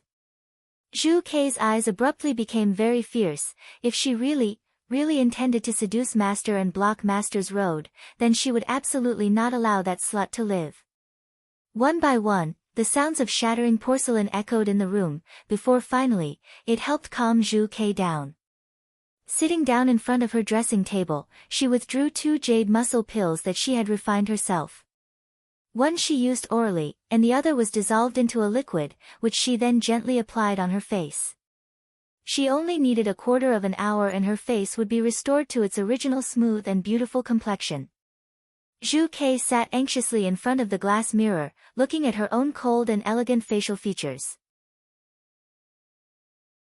Time passed, minute by minute, her eyes staring at the scar on her face so long she was nearly getting double vision. However, a quarter of an hour passed, half an hour passed, an hour passed, yet the scar on her face didn't have the slightest sign of recovery. Moreover, it was originally just a faint grayish color, but now, it had turned a thick gray-black color. And the most frightening part is that before it was only slightly itchy, now it had become painful and severely itchy. In the mirror, that thin scar had spread in the blink of an eye. Although there was no decay, it was as if it had been rubbed, the skin around the scar appearing bumpy and uneven with deep wrinkles. In such a short time, that originally thin and small scar had suddenly become extremely obvious, as if a small centipede had run across Zhu Ke's soft and white face, leaving a very horrible and disgusting mark. Ah, dash! My face! My face! Zhu Ke's eyes widened as she stared at the gray-black scar on her reflection in the mirror. Her face twisted and frightening, she issued a miserable scream.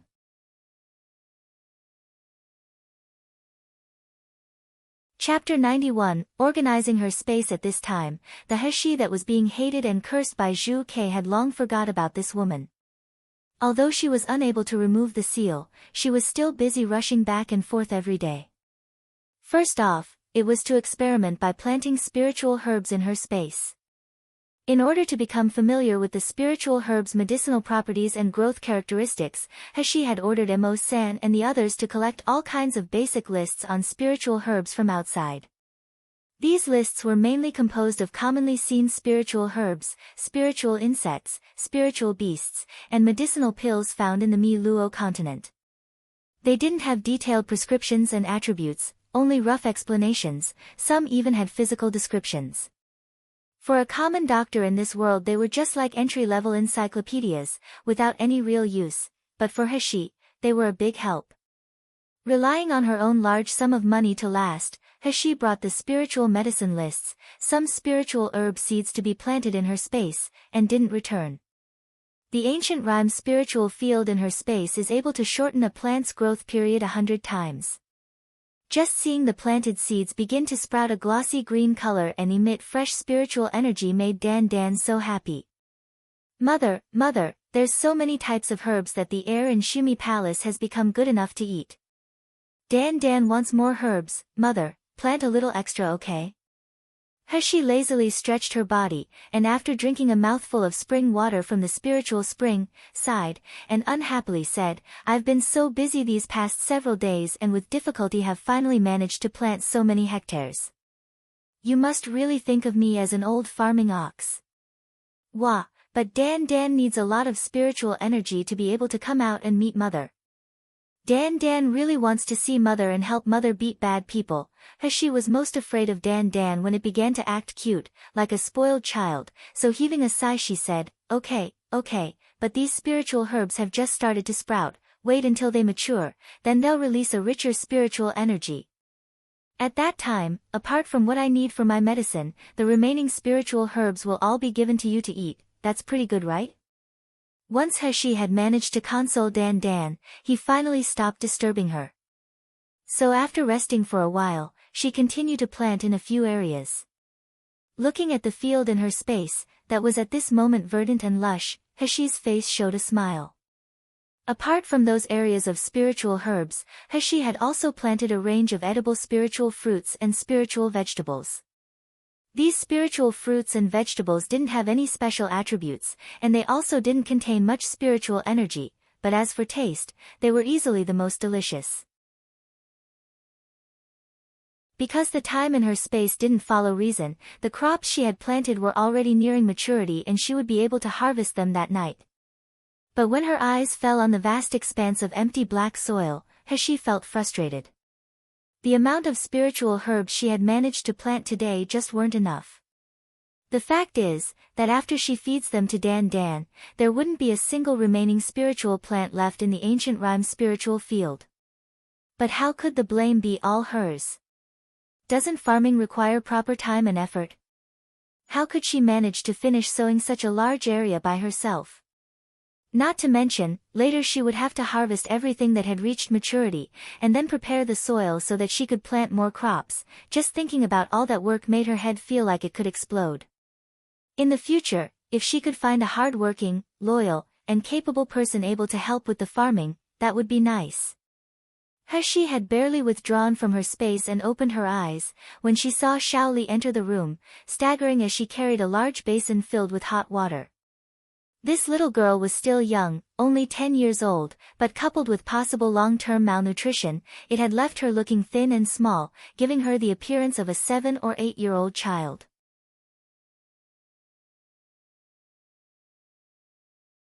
Chapter 92, Very delicious. At this time, Shaoli walked in while carrying a wash basin that appeared like it was more than half her size.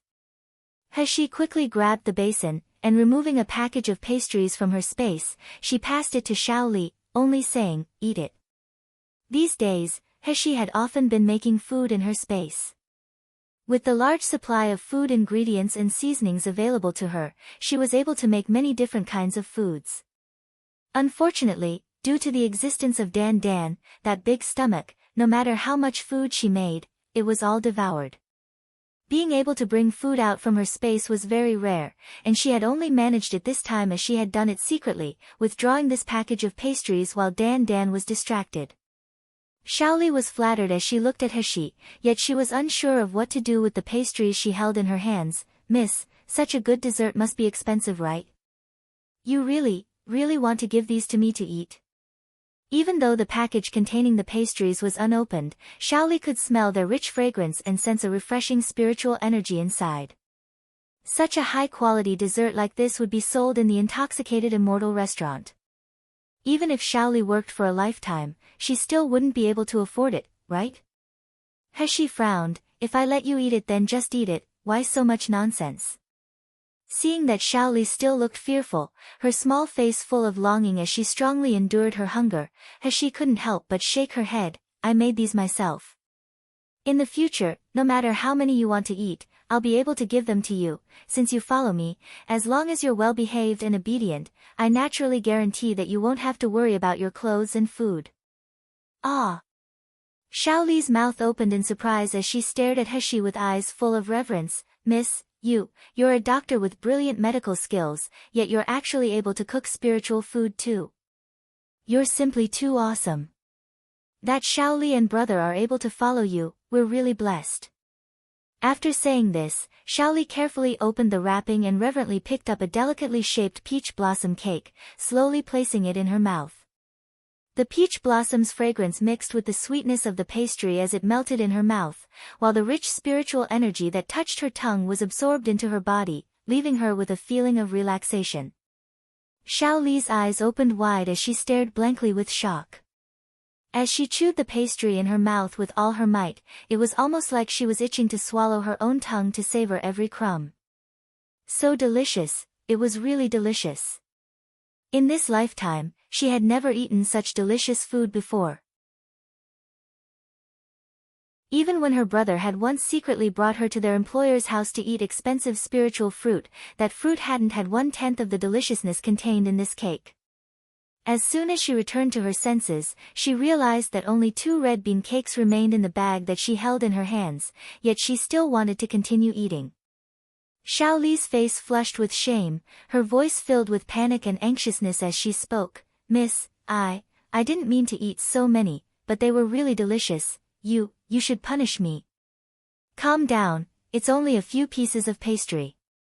When Heshi saw the little girl's regretful crying expression, it touched her heart, causing the corner of her mouth to subconsciously rise. "You stuffed your stomach with all those cakes, but there'll be more delicious foods later and it'll be your loss as you'll be too full to eat more." At this time, Heshi remembered that she couldn't always spend all her time cooking in her space. It wasn't just Dan, the big stomach king who devoured everything she made to look after, there was also wet nurse Chen. Her body was so weak, and having been nursed back to health after not being able to treat the illness for so long, it now appeared that rather than medicine to help her recuperate, it would be better to use healthy food. Of course, if Heshi could take advantage of this situation to teach wet nurse Chen how to cook, in the future everyone's meals would improve, while allowing for her to be lazy and cook less. In regards to wet nurse Chen's recovery, just as Heshi expected, the healthy food was very beneficial. After eating it for more than a week, wet nurse Chen's originally weak and unsightly complexion became rosy, while the impurities in her meridians also started to clear up.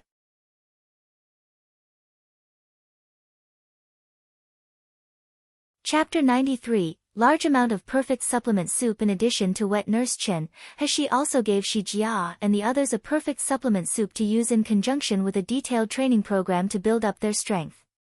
The basic training that Shi Jia and the others were now following was very intense. Every day they got up at Mao Shi 1, and weren't able to rest until Yu Shi 2, in the evening. Heshi was teaching them the Special Forces basic training methods from her previous life. These training methods seemed simple at first glance, but in fact, they would cause the body to reach its limits time and time again, so that on a battlefield of death they would fight to live. In this way, step by step, their physical strength slowly became stronger. So every night, after they finished training, they were each served a bowl of the perfect supplement soup. It was the final step to help refine their bodies, a support to strengthen and stabilize the training. It is reasonable to say that Shi Jia and the others' training was very bitter, but they not only hadn't complained, instead they were full of anticipation every day. Every evening after training, their eyes as they looked at He were shining, brimming with reverence and gratitude. In the spacious dining room, Shi Jia gulped down the last of the huge amount of prepared supplement soup. Still not completely full, he licked the bowl clean of soup, then reluctantly put down the big bowl. Beside him, Shi Yi's actions were almost the same, and in the end he couldn't help but sigh, young master's cooking skills are really amazing. Such a delicious soup, even if you were to make me drink it for a lifetime, I would still be willing. Shi Jia sneered at him, do you think this soup is just delicious? If it was only delicious, it wouldn't be young master personally cooking it. Don't tell me that all of you haven't discovered it yet, that since we've been drinking this soup our body's conditions have improved. Every day they become better, with our strength also advancing and experiencing changes. I dare say that after half a month, I wouldn't have any fear even if I fought with a 9th-rank martial artist of the Qi refining stage. That's right. Shi Bing, sitting across the table excitedly exclaimed, young master is really too amazing. How can the spiritual energy in the food be so rich, the effect so miraculous, and even the taste be so good? True. Although young master has instructed wet nurse Chen and Miss Xiao Li on how to prepare the food, the taste of their food can't be compared with young master's. Moreover, have you all heard young master's words? Now that our training is underway, and only the most basic training at that, as long as we can pass this stage, he will teach us far more powerful skills in the future. Once we've learned these special skills, even if we were to meet with a foundation establishment stage martial artist, we wouldn't need to have the slightest amount of fear. Shi Yi's hands tightly clenched into fists, his eyes slightly red. Previously we were kept in cages to be sold and were ignored by people, who would have ever thought that there will be such a day like this? Yes. Which young master resembles ours, buying slaves not to flog, beat, or curse at them, and instead raising them with delicious food? The 10 people were talking spiritedly, and thinking of their master now, their eyes were full of sincere admiration usually seen when worshipping an idol. Shi Jia looked at the 9 brothers who had trained together these past few days, his smile suddenly vanishing, his face solemn as he said, young master has given us a new lease on life. If it hadn't for him, we would have always been the slaves that were looked down upon by people. Brothers, we must pass this training so that in the future we can repay young master. In the dining room, a combined shout of, all right, echoed as it sounded. Xiao Li, carrying a small plate of fruits, smiled as she looked at this scene. However, she couldn't help but remember the youth on a long journey. Brother, when will you be able to finish avenging our hatred and return? If you don't return soon, Miss Most Trusted Servant position will be taken away. 1. Maosher 5 to 7 a.m. 2. Yusher 5 to 7 p.m.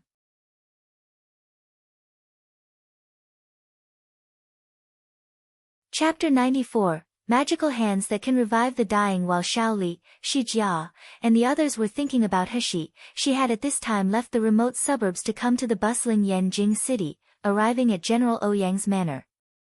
This time Ouyang Haoshuan wasn't lying in the bed, but instead sitting in a rattan chair in the courtyard. It was now already the 3rd time that He had come to treat Ouyang Haoshuan, the thin silver needles penetrating into several of his acupuncture points. As Ouyang Zhixiong quickly stepped forward, he started transferring some of his spiritual power to his son's body. The silver needles inserted into Ouyang Haoshuan's body shook slightly, as if there was an invisible hand shaking them. Yet unlike with the previous times, this time was different as there was now no longer any thick black liquid seeping out. Done. He lightly uttered, her face showing a satisfactory smile.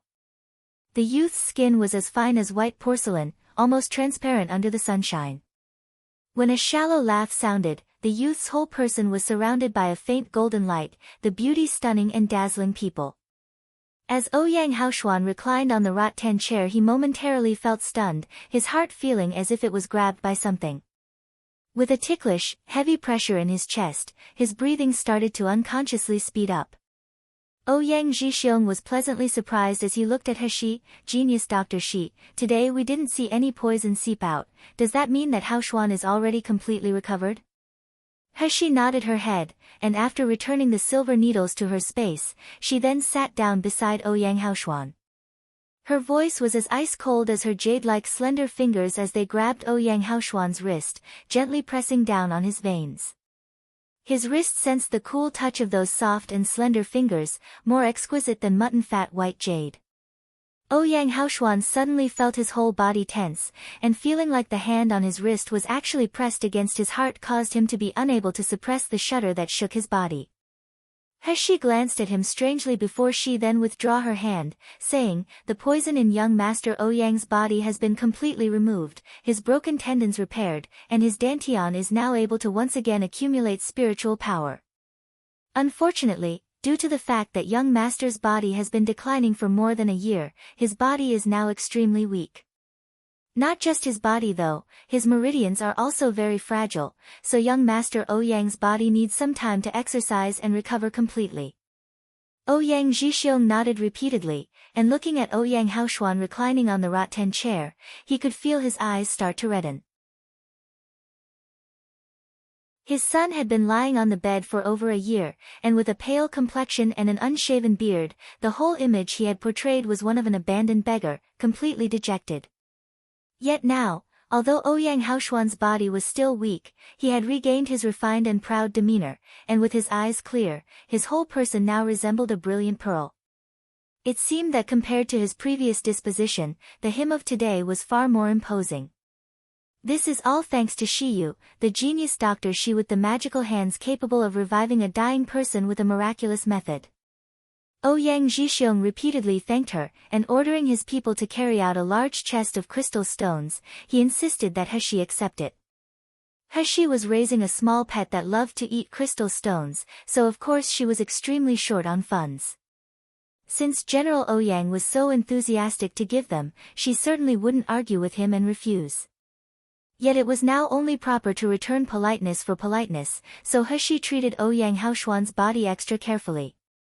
Not only did she leave a lot medical pills for Ouyang Haoshuan to take to restore his meridians, she also wrote out a detailed recuperation program to help return him to peak physical condition. Of course, those medical pills were something she had learnt to make in her previous life using a refining method unknown in Miluo continent. After all, she couldn't use spiritual power, so of course she wouldn't be able to refine pills by controlling fire.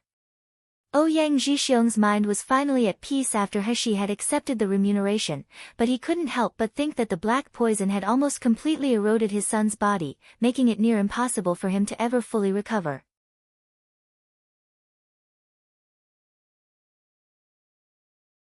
Chapter 95, Devouring Spirit, Genius Dr. Shi, do you know what kind of poison was in Haoshuan's body?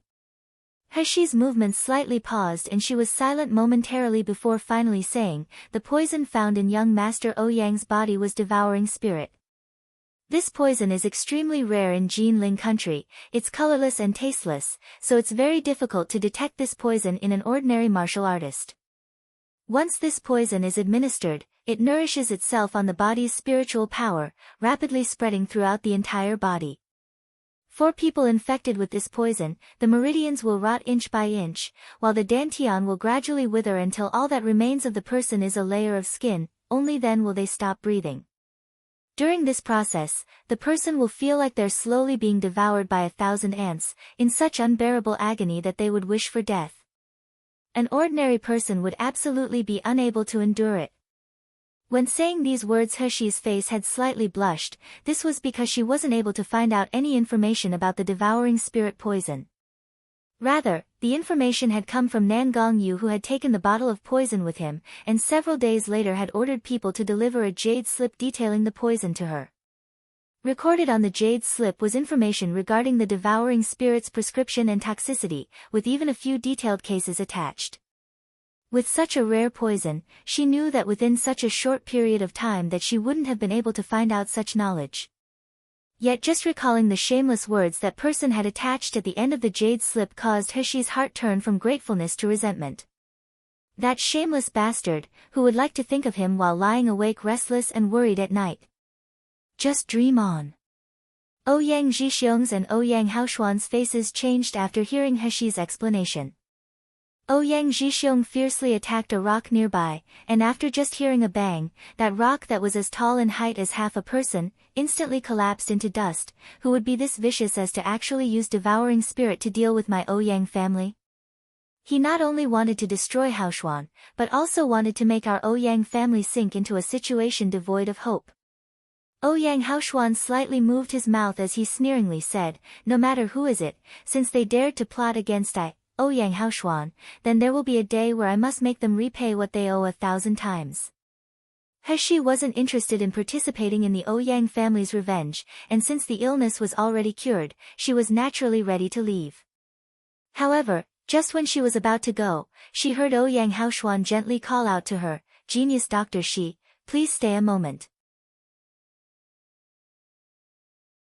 Heshi turned around and saw the man who had been reclining on the rattan chair slowly stand up, his slender body appearing thin and weak under the sunshine, yet his back was quite straight.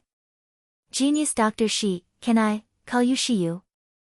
The man's low and quiet voice was slightly hoarse, causing Heshi to raise her eyebrows yet not answer. Ouyang Haoxuan also didn't intend for her to respond, his mouth lifting into a shallow smile as he said, "Maybe Shiyu didn't take me seriously, but I still want to say it to you again. Young master, you have graced me with a new lease on life, so I, Ouyang Haoxuan, hereby vow, that in the future if Shiyu has any requests of me, as long as it doesn't bring disaster to my Ouyang family, I will certainly to go through any difficulty to accomplish it for you. If I violate this oath, let me be struck with divine punishment." Heshi stared blankly, while Ouyang Zhixiong was shocked, but immediately thinking of his son, who just half a month ago was dispirited and desperate, he felt relief. It wasn't an exaggeration to repay this life-saving kindness by willing to risk life and limb. Heshi was surprised by Ouyang Haoxuan's eyes, they were too bright, too cold. They somewhat resembled an aurora blooming between glaciers, obviously dazzling to look at, yet without a trace of emotion. Subsequently, Heshi felt a smile burst across her face, and without hesitation, she turned around and left Ouyang Manor. No matter what promises or oaths she heard, for her, it was all meaningless. After all, the partner who had previously accompanied her for 10 years had easily betrayed her, isn't that so?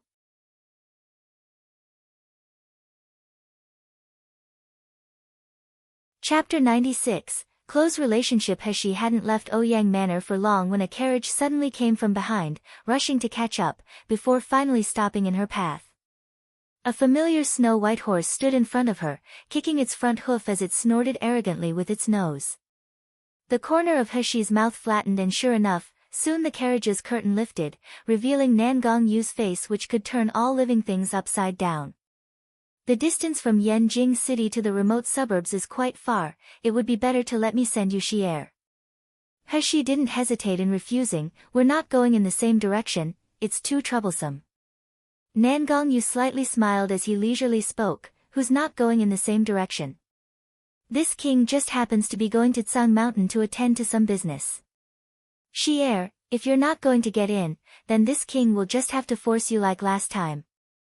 Heshi felt the veins in her forehead pop, and eventually unable to resist a certain shameless man, she jumped onto the carriage with a cold face.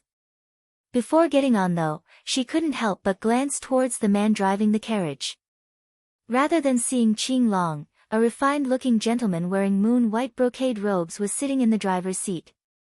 Compared to Qing Long, this man's facial features were far more outstanding, with sparkling eyes and a vivid and lively face. He and Qing Long were like polar opposites. Noticing Heshi studying him, the man quickly hid his shock and displayed a carefree smile, saying, "Hello, I'm one of Master's personal servants, Bai Hu." Heshi nodded to him without speaking, instead hopping straight into the carriage. Bai Hu's smile vanished as he murmured with astonishment, "My God, Master's sweetheart is actually a man. A delicate youth on top of that, this news is really too much." Bai Hu's heart longed to gossip about this news while he quickly drove the carriage forward, soon leaving behind Yanjing City and arriving outside Heshi's shabby courtyard. After entering the carriage, Heshi had decided not to provoke Nan Gongyu, but unexpectedly, throughout the entire journey Nan Gongyu hadn't spoken to her once. It was as if she didn't exist to him as he leaned on the soft cushions, leisurely flipping through a dilapidated ancient book. While on the contrary, Heshi's heart was puzzled as she secretly glanced at him several times on the journey. Yet the entire time, up until the carriage stopped in front of her courtyard, Nan Gongyu had completely ignored her, making her feel in a somewhat bad mood. Lightly jumping off the carriage, Heshi was just about to walk into the courtyard when she turned her head and saw Nan Gongyu, wearing a light reddish-purple robe, exiting the carriage too. With his hands behind his back, he slowly walked over to her, his solemn attitude clearly indicating that he wanted to follow her in entering the house. Heshi's eyebrows raised. "We've arrived at my courtyard and you've sent me home, so why are you following me?" Nan Gongyu laughed, his voice clear and pleasant to listen to. "Shi'er, with our relationship, how can this king pass your house without entering?" Heshi gnashed her teeth, fiercely saying, "What relationship do I have with you?" Nan Gongyu's figure suddenly flashed as he leaned closer to her, murmuring in her ear, "Don't you know? The kind with skin touching skin, a close physical relationship where partners are deeply attached to each other, that kind of relationship." "Shi'er, are you still unable to remember?" Seeing Heshi starting to get angry, he slowly made something up on the spot, "Not to mention, I've been working hard in order to lift the seal on Shi'er's dantian. Don't tell me I can't get compensation in advance." Heard the words about unsealing her dantian, Heshi's expression suddenly froze as she no longer had the confidence to retort.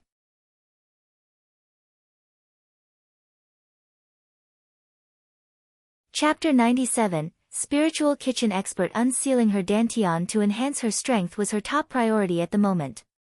Unfortunately, it just so happens that besides Nan Gongyu, there was no other person she could think of to help her. Heard the commotion outside, Wet Nurse Chun rushed to greet her young miss, yet was shocked upon seeing Nan Gongyu sticking very closely to Heshi. A strong and noble aura could be felt from Nan Gongyu's body, while his face was so handsome that it could stun and dazzle a woman. It was simply too oppressive. Young master, you've returned." Wet Nurse Chun cautiously watched Nan Gongyu, still struggling to catch her breath as she asked, "And this person is?" Heshi glanced at Nan Gongyu and saw his indifferent expression. With his ice-cold eyes, it was like he was an immortal, looking at ordinary people as if they were ants. His aura was one that was so imposing that it deterred people from coming close, and compared to his appearance when he was in front of her, it was like there was two different people. When Nan Gongyu was like this, it more resembled the legendary king of hell who was known to be cold-hearted, cruel, and capable of killing without remorse, right? This is, young Master Yu, and his subordinate, Bai Hu. Heshi's face was taut as she introduced them, reluctantly adding, "My circumstances nowadays is thanks to their help." Wet Nurse Chun uttered a shocked exclamation, and suddenly her expression as she looked at Nan Gongyu and Bai Hu was full of gratefulness and admiration.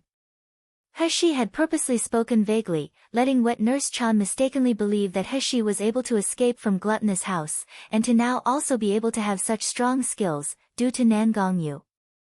This was her Mrs. Savior. Suddenly, her instinctual fear of Nan Gongyu was forgotten as she politely invited the two guests to enter the house. Even Heshi was thrown to the back of her mind. "Young Master Yu, since you've come all this way to this small and remote courtyard, then it would be better if you could stay and have a meal. We don't have much, but I can assure you that we have the most delicious spiritual foods in the entire Jinling city here. Young Master Yu, you must taste it." Following behind Nan Gongyu, Bai Hu finally couldn't help but laugh. "The most delicious spiritual food, hee, which type of most delicious food in this Jinling city hasn't my master yet tasted? Wet Nurse, isn't your boast a little too big? Especially looking around at this small shabby courtyard where there is no spiritual power fluctuations. This courtyard also didn't have a protection spell, how could they have enough crystal stones to build an expensive spiritual kitchen?" When Wet Nurse Chin heard this, she didn't feel the slightest bit humiliated or angry. Instead, she proudly turned her head to look at Heshi's cold face, then mysteriously said, "Young master, you and young master Bai who wouldn't know, but our family's young master is a spiritual kitchen expert. I even dare to say that the delicious food she can make can't be matched by the top chef from the intoxicated immortal restaurant." Bai Hu's face still showed ridicule as he didn't believe her in the slightest. However, Nan Gongyu raised his brows in interest, and with a smirk, he looked over at Heshi. Why didn't this king know that she also had this kind of skill? Heshi's expression didn't change as she lightly said, "Wet Nurse Chin only selfishly said nonsense, don't believe it." "How can it be nonsense?"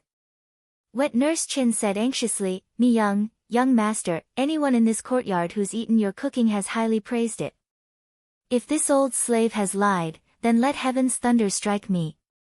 If you say it like that, then I must definitely taste it," said Nan Gongyu as he lightly smiled. In Heshi's heart she really wanted to be able to seal Wet Nurse Chen's mouth, but without the chance she could only gnash her teeth and say, "We don't have enough fresh ingredients in this courtyard, let's try it another day." This wasn't a lie, because although the courtyard stored many foods, most of it was low-rank spiritual beast meat used to prepare food for Shi Jia and the others. Shi Jia and the others' bodies were way down on the cultivation line, so their food didn't require much spiritual energy at all, but if Nan Gongyu were to consume this low-rank spiritual beast's meat, the effect would be the opposite of the desired result.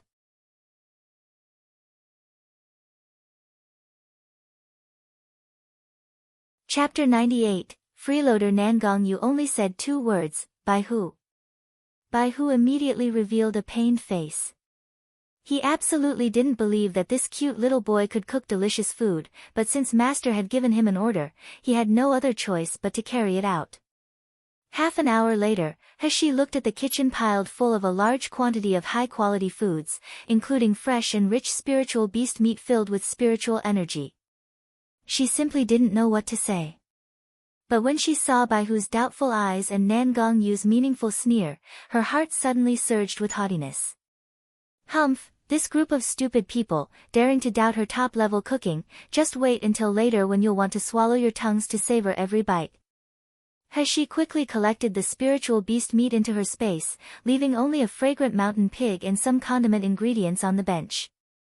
Next, she removed a simple barbecue grill and seasoning from her space, placing it all in the center of the yard. "What is this strange thing?"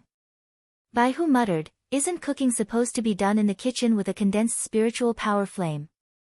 In the end, are you able or cook or not?" Heshi ignored him, her hand that held a handle starting to move, slowing spinning the fragrant mountain pig until the motion was extremely fast. The fragrant mountain pig's body size was small and easy to capture, its meat was tender and delicious, so coupled with its rich spiritual energy, a martial artist would naturally prefer this as a food ingredient. The only disadvantage was that fragrant mountain pigs had a strong fishy smell that was extremely difficult to remove.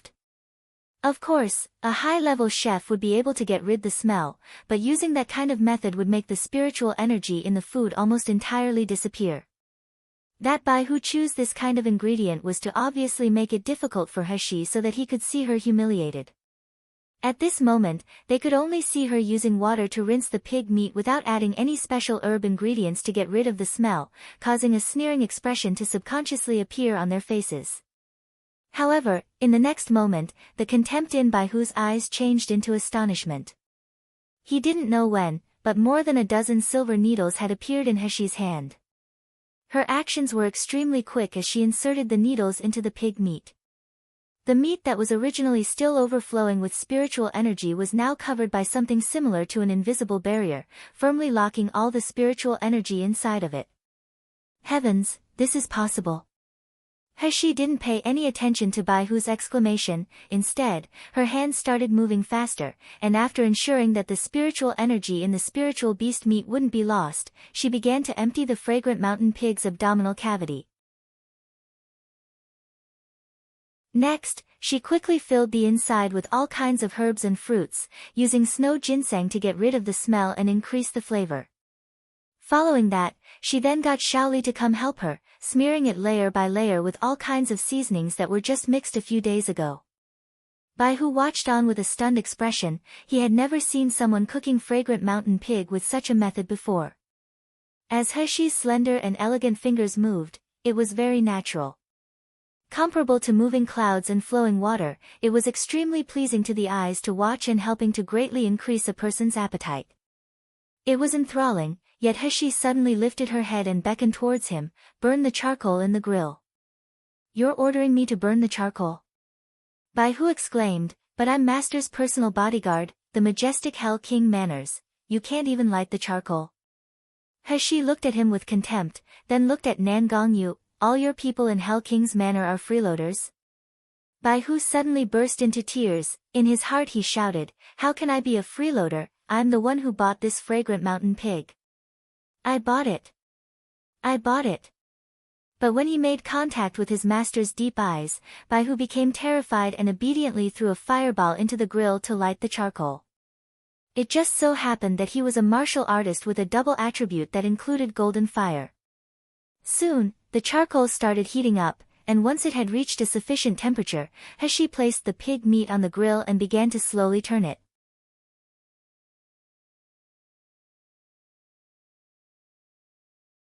Chapter 99, Ravenously devouring. With the charcoal being heated by the fire, the fragrant mountain pig began to roast and be coated with a layer of crisp golden skin, with the smell beginning to permeate throughout the yard.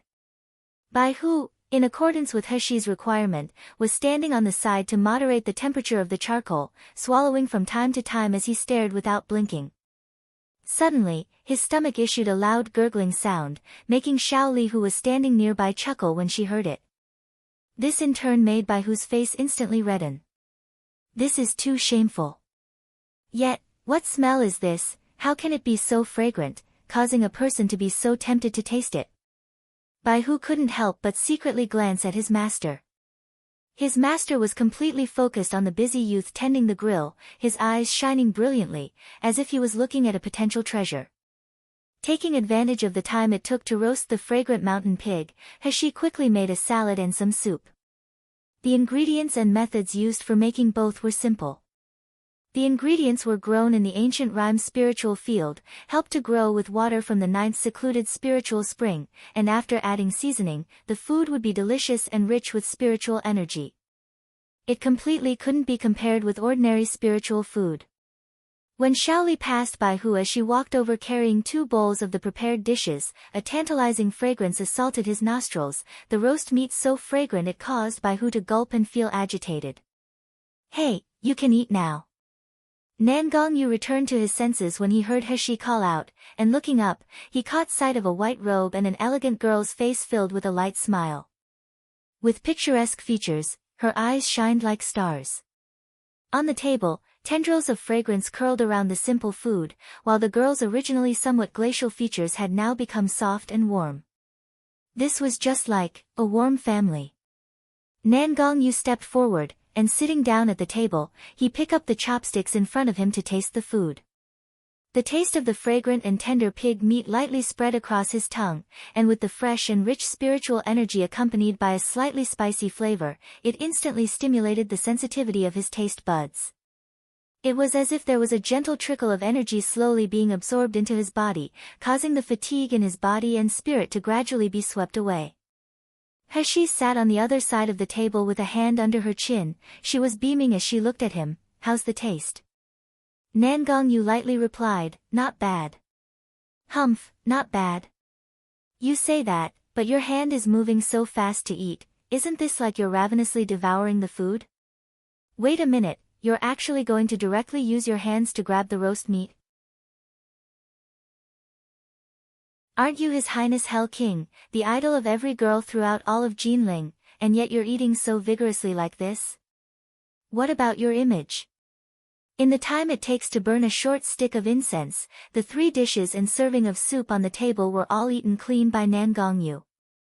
Bai Hu sullenly scowled. "Master, I helped to roast the food for so long and yet you couldn't even leave a little bit for me?" Even such a person like Master had kept eating, forgetting about everyone else. In the end, how delicious had those dishes been? He also would have liked to try tasting it. Woo woo. Xiaoli saw him looking so pitiful, and only then did she carry out prepared food for Shi Jia and the others from the kitchen to give to him instead. Of course, this food couldn't be compared in terms of taste and spiritual energy to the food that Nan Gongyu had eaten. It wasn't until the sun had started setting in the west that Nan Gongyu decided to take his leave. He sent them to the door and was about to return when Nan Gongyu suddenly tugged on her wrist, causing her petite body to be tightly enveloped in his embrace. "Bastard, you, let go." Wet Nurse Chen and Shaoli were still watching them from behind. Nan Gongyu leaned closer to her ear and whispered, "Tomorrow I want to eat bergamot gold rolls you were mentioned earlier, so remember to prepare it." He glared at him. "What reason would I have to do that? This guy is insatiable."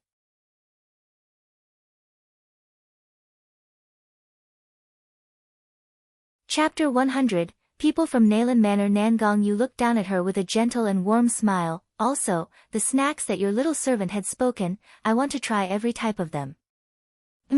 That's all for now." Finished speaking, and without waiting for He to answer him, he turned around and entered the carriage. He was alone as she stood by the courtyard gate, angrily gritting her teeth. "That's all for now. Who does this bastard think he is?" What made He depressed was that one word from the Hell King really carried an enormous weight, completely preventing people from going against it. From that day forward, every few days, Nan Gongyu would come to her small courtyard to be a freeloader. He claimed it was an advanced reward for his services. Even if he himself didn't have the free time to come, he would order Bai Hu to come collect the packed food. This caused Bai Hu, the gossiper with a big lively stomach, to become familiar with the people in this courtyard. Since eating He's finely made dishes, Bai Hu had admired He. Previously he had despised her, but now he flattered her to curry favor with her. Things continued like this for more than half a month, until one day, news from Nan Gongyu stopped arriving. Even Bai Hu's visits started decreasing. When she asked Bai Hu about Nan Gongyu's whereabouts, all she got in return were vague responses. His eyes showed his alertness and suspicion, that he was excluding her, making He feel bad. Today when Bai Hu came to collect the food, he noticed that both He and Shaoli refused to acknowledge him, so he moved closer to them in embarrassment. "Young Master Shi, these days Master is really busy, so he's unable to come over." In the midst of his busy schedule though, he still found time to order me to look after you, young Master Shi. He uttered an indifferent, "Oh." It was neither angry or happy. In fact, it was as if they were only talking about an insignificant person. When Bai Hu remembered that his master really valued this youngster, his heart couldn't help but tighten, while cold sweat dripped down his back. This is all Qing Long and Zhu Kei's fault. Those two guys would repeatedly caution Bai Hu to be wary of unknown people scheming against master. Coupled with the fact that master was now in his most critical time, it had made Bai Hu's attitude towards this young master Shiyu somewhat cold. The result was that when he went to deliver the food to master that day, master's expression had unexpectedly sunk. Obviously when he looked at the spiritual food it was exactly the same. Smell, look, and taste were all great, while the spiritual energy was also rich, yet in the end, just how could master tell that the taste was different? He was even able to feel that young Master Shi Yu was unhappy just by the taste of the food. Since then, despite how much slandering Qing Long and Zhu Kei would do, Bai Hu no longer dared to ignore this young Master Shi Yu even a little bit. He has never seen master so attached to a person before, regardless of whether that person was a man or a woman. So, as long as he is master's sweetheart, he, Bai Hu, swore to protect him. Not to mention, young Master Shi Yu's foods were so delicious, that if he offended him, wouldn't that mean no more food for him in the future? Bai Hu was lost in his thoughts when suddenly, he noticed Wet Nurse Chen hurriedly running over. Instead of her usual kind expression, her face showed panic as she called out, Miss. People from Nayland Manor have come." Wet Nurse Chen's heart was very panicked, as the terror caused by Nayland Manor had left a deep-rooted scar. Even now, though her miss has become stronger, she was still unable to control her fear of Nayland Manor. So being that she was in such a hurry, she didn't pay attention to Bai Hu and shouted out Heshi's usual address. Bai Hu opened his eyes wide in surprise as he looked at He. Although he had long suspected, especially after Zhu Kei's implied words, that young Master Shiyu is a girl, but how could there be such a magical technique to change one's appearance in this world?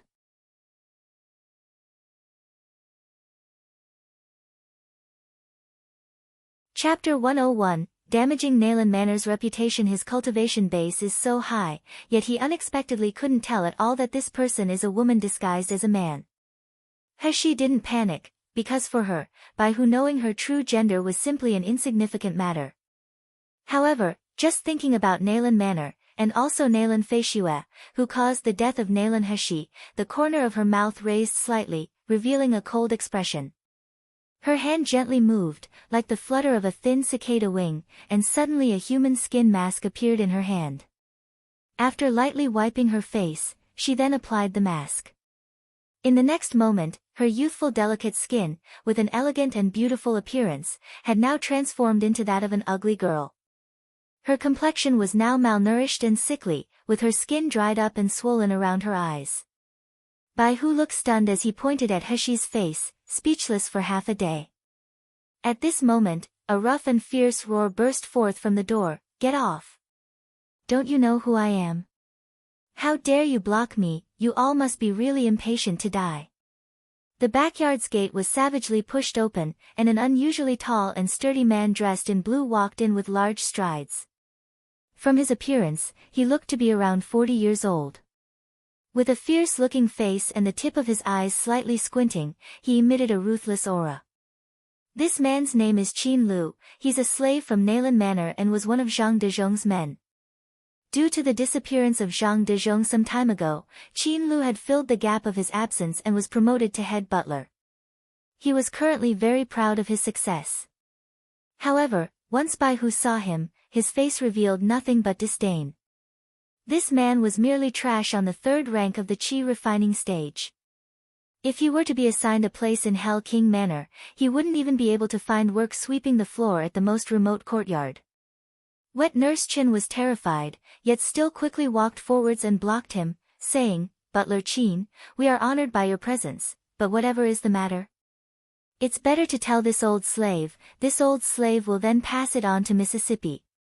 Get out of the way, damned old woman." Qin Lu raised his foot and kicked Wet Nurse Chen, then said with disdain, "Who do you think you are? What sort of qualifications do you have to speak to me? Quickly call Nalan He out here, I came here with orders from Madam." Finished speaking, he no longer looked at Wet Nurse Chen and taking big strides, he walked into the backyard. Yet just as he entered the backyard, Qin Lu's footsteps halted, his face showing a surprised expression. Not only was He sitting in the yard, casually drinking tea from a cup she held, but standing beside her there was a little girl who was arranging refreshments for her, while several tall and strong men were guarding her. Close by her side, there stood a graceful and outstanding man who was unfamiliar to Qin Lu, yet he had a sinister-looking smile upon his face as he looked at him. Qin Lu couldn't believe his eyes. Is she really that third Miss Nalan He, who would only keep her head down while shrinking her shoulders and crying? He looked carefully at her again. If it's not third Miss, then who else could it be? Who else had that same pale complexion, with the same ordinary physical body without spiritual power? Humph, she's only trash. Did she think she could threaten me just by gathering some ordinary people to fill this yard? She's dreaming. Thinking till here, Qin Lu's anger increased, so walking forwards in large strides he arrogantly faced Nalan He and sneered, "Third Miss really has great style. I haven't seen you in a few months, yet from where did third Miss manage to hook these wild men? Clearly you aren't afraid that your reputation as a fickle woman would spread to the public, damaging Nalan Manor's good reputation."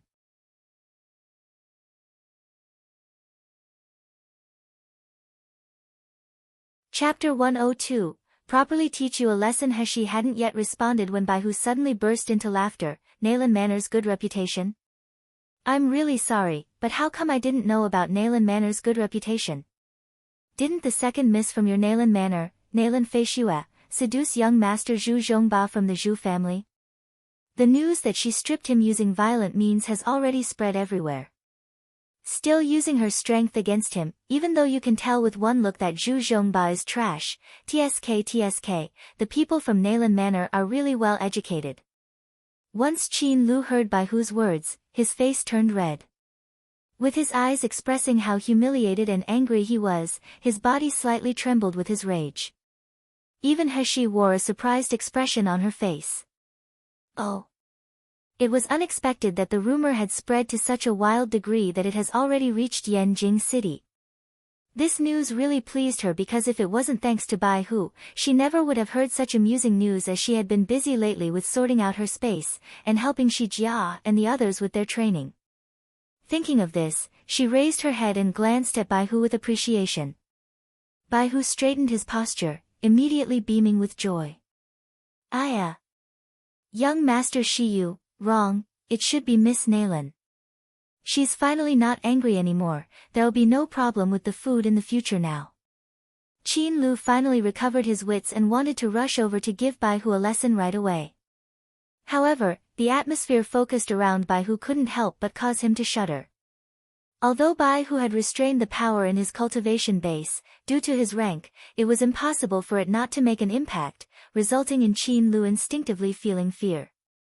He was used to being the one who took unfair advantage of a situation to bully others, so in the face of Bai Hu's aura, he had no courage, immediately choosing to rush towards He instead. Little slut, isn't it you who incited your pretty boy to slander our second miss and Nalan Manor? Nalan Manor raised you for so many years, yet you're a slut who kicks their benefactor. Not only do you not know how to be grateful, you even let your lover slander Nalan Manor. On behalf of Madam and Second Miss, I will now give you a proper lesson. Previously, when Qin Lu had followed Zhang Dezhong to this courtyard to deliver food, he had also used the opportunity to torture this third Mississippi. Because although Nalan He had the noble title as the third miss of the Nalan family, her nature was one of an incompetent coward, and when facing a beating and getting scolded, she could only weep. Whenever he thought of himself beating the third miss, seeing her shivering pitiful body, his tyrannical heart would become excited. Therefore, when he thought he would get to beat her again, with this third miss curled at his feet and begging for mercy, his face flushed while his body trembled due to excitement. Bai Hu noticed the evil glint in Qin Lu's eyes, which made his own eyes turn cold. She is the person Master cares about and cherishes, yet unexpectedly this guy dares to be so arrogant and humiliate her. He should just die 1,000 times. However, before Bai Hu could make a move, Zhang San, who had been standing on the side, suddenly rushed forward. With his hands as fast as lightning, he pressed down on Qin Lu's shoulder, buckling it as he forcefully poured in his spiritual power. Qin Lu felt a sharp pain in his meridians, making him unable to move even a single step. Then, Zhang San lifted his foot, ruthlessly kicking Qin Lu's knee. With a heavy-sounding thump, Qin Lu was forced to kneel on the ground, while his head was also pushed down, resulting in him kowtowing to He. A piercing pain came from his knee, and following that pain, his meridians being invaded by spiritual power caused him to release a pained howl. He, who was still sitting beside a stone table, was acting like she didn't hear or see any of it. Leisurely, she reached across, and grabbing a piece of sugar steamed cheese that Shaoli had prepared, she gracefully placed it into her mouth.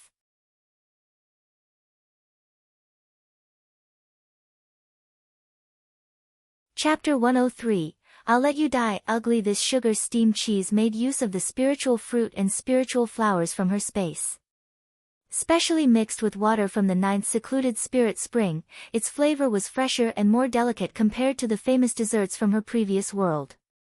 Most important of all, was that it also helped in nursing the spiritual energy to circulate in the body, and stabilizing the endurance of the meridians. Recently this has become the favorite dessert of Shaoli and He. Bai Hu watched helplessly on the side as He and Shaoli were eating. As the fragrance of the food reached his nose and distracted him, his stomach began to rumble.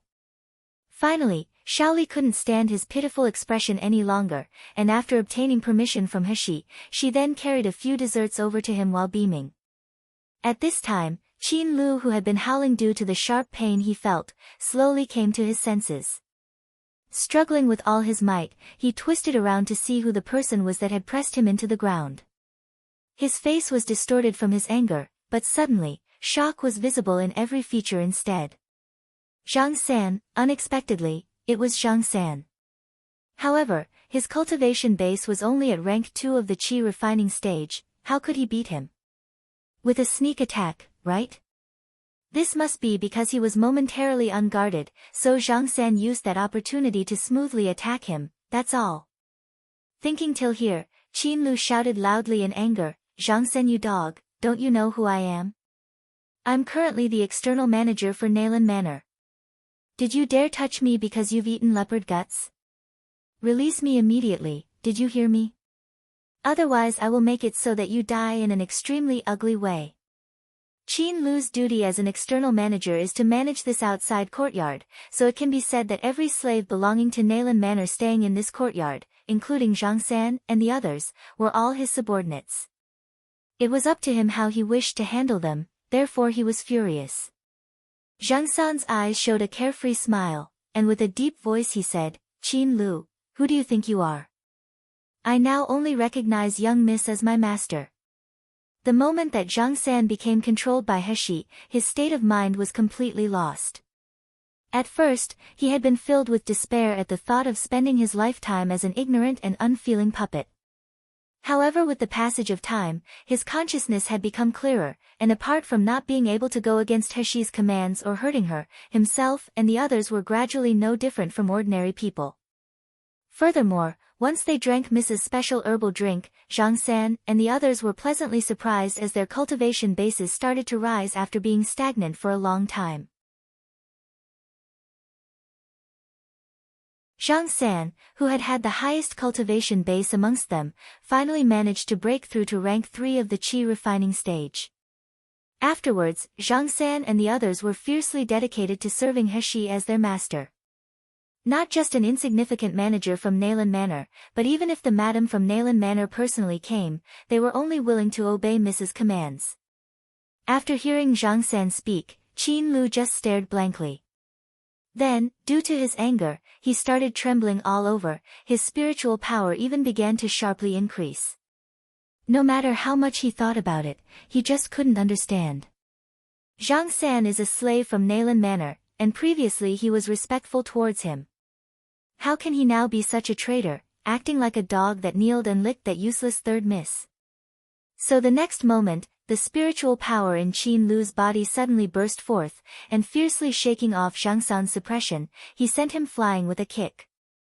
Although Zhang San had broken through to rank 3 of the qi refining stage, he still couldn't compare with Qin Lu, who had already been on rank 3 of the qi refining stage for many years, resulting in his strength only being able to last for a short length of time. After kicking Zhang San away, without the slightest hesitation, Qin Lu rushed towards Heshi. He wanted to tear her to pieces, his eyes red with rage. Heshi stopped Bai Hu and Shi Jia, as well as the others, as they all moved to take action. Withdrawing the bone whip from the storage ring on her finger, she lightly waved her wrist, casually sending the whip in the direction of Qin Lu as he rushed closer towards her. It was like the white whip had eyes as it flew like a spirit snake straight towards Qin Lu's body. Obviously it looked like not much strength had been used and would be weak, yet when the whip thrashed Qin Lu's body, its strength abruptly increased. Dash! Qin Lu issued continuous shrill screams as once again he fell into a kneeling position on the ground with a thump.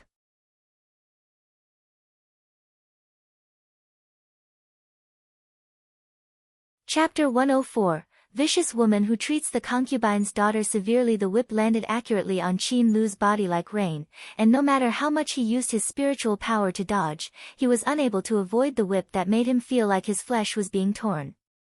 This kind of torture continued for half an incense stick length of time before it ended, and by now, Qin Lu was lying in severe pain on the ground, tears and mucus running down his face. Bai Hu looked at Heshi playing with the whip as it flashed through the air like a dance, and his admiration towards her increased. Obviously she is an ordinary person who lacked a cultivation base, yet by just relying on a bone whip, she was able to beat up a martial artist on the qi refining stage until he was scared witless. Young Miss Nayland, your method of disciplining slaves is extremely brilliant. She raised her head and noticed Baihu's fawning smile, so she faintly said, then how about I teach this method to your master too? Baihu's expression abruptly froze, and quickly lowering his head, he no longer dared to speak. If this method was taught to master, then who would be the people he would discipline? Wouldn't it be them, his subordinates? Miss Nayland was really too sinister. At this moment, Qin Lu gradually returned to his senses, and stubbornly supporting his sore body, he slowly got up from the ground, fiercely saying, "Third Miss, for what reason do you beat me? I was personally appointed by Madam to manage the external manners affairs, and Madam ordered me to come here to find you. You've so arrogantly humiliated me, do you want to disgrace Madam's face by stepping on her with your foot?"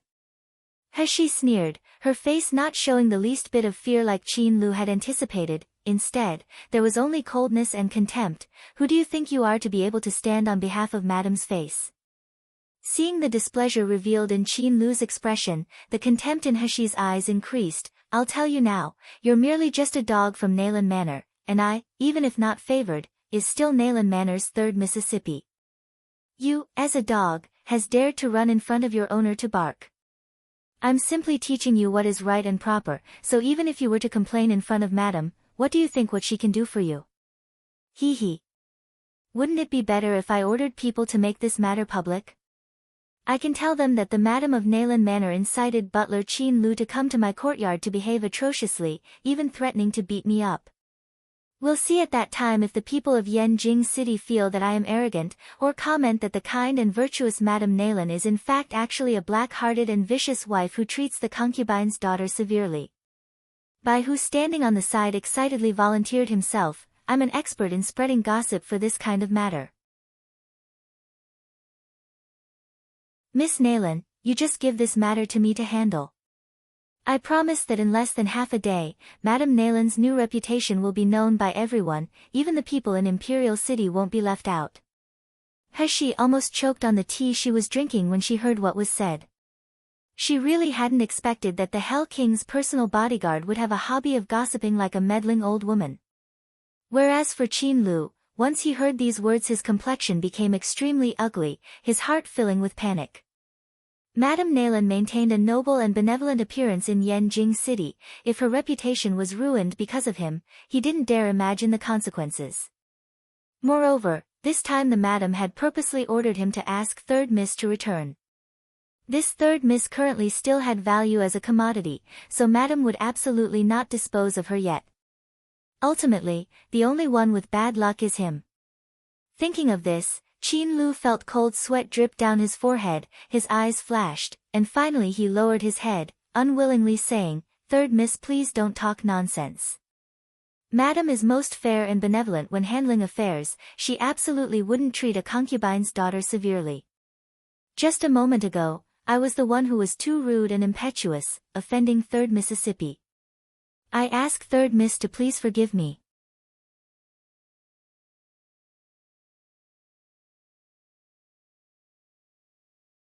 Chapter 105, Return to Nayland Manor. After saying all this he straightened back up again, and with an aloof manner said, I came today to present to you Madam's order. Madam said that during childhood Third Miss made a mistake, so she assigned you to live in this remote courtyard as a punishment. Now that you've lived in this courtyard for many years already, it can be considered that you've learned your lesson. Therefore, Madam and Master have kindly sent me to come take Third Miss back to Nayland Manor. Qin Lu finished speaking, his face proud as he waited for Heshi to shed tears of gratitude and kneel as she thanked him.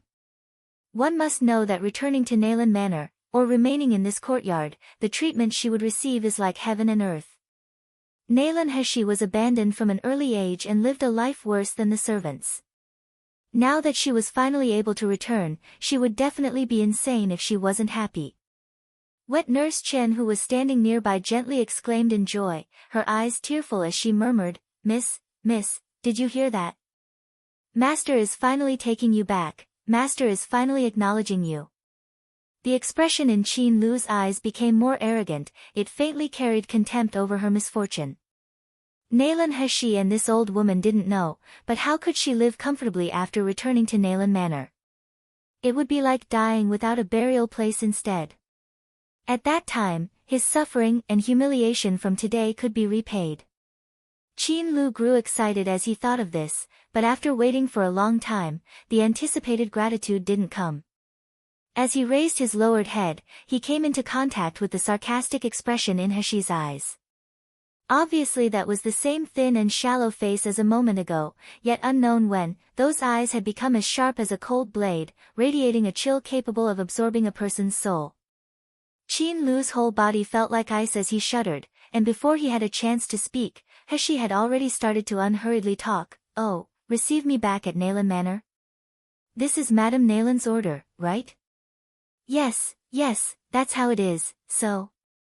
Qin Lu's heart felt frozen as he was watched by those sharp eyes, causing him to stutter. "Madame has kindly graced you a favor, you should just obediently accept it.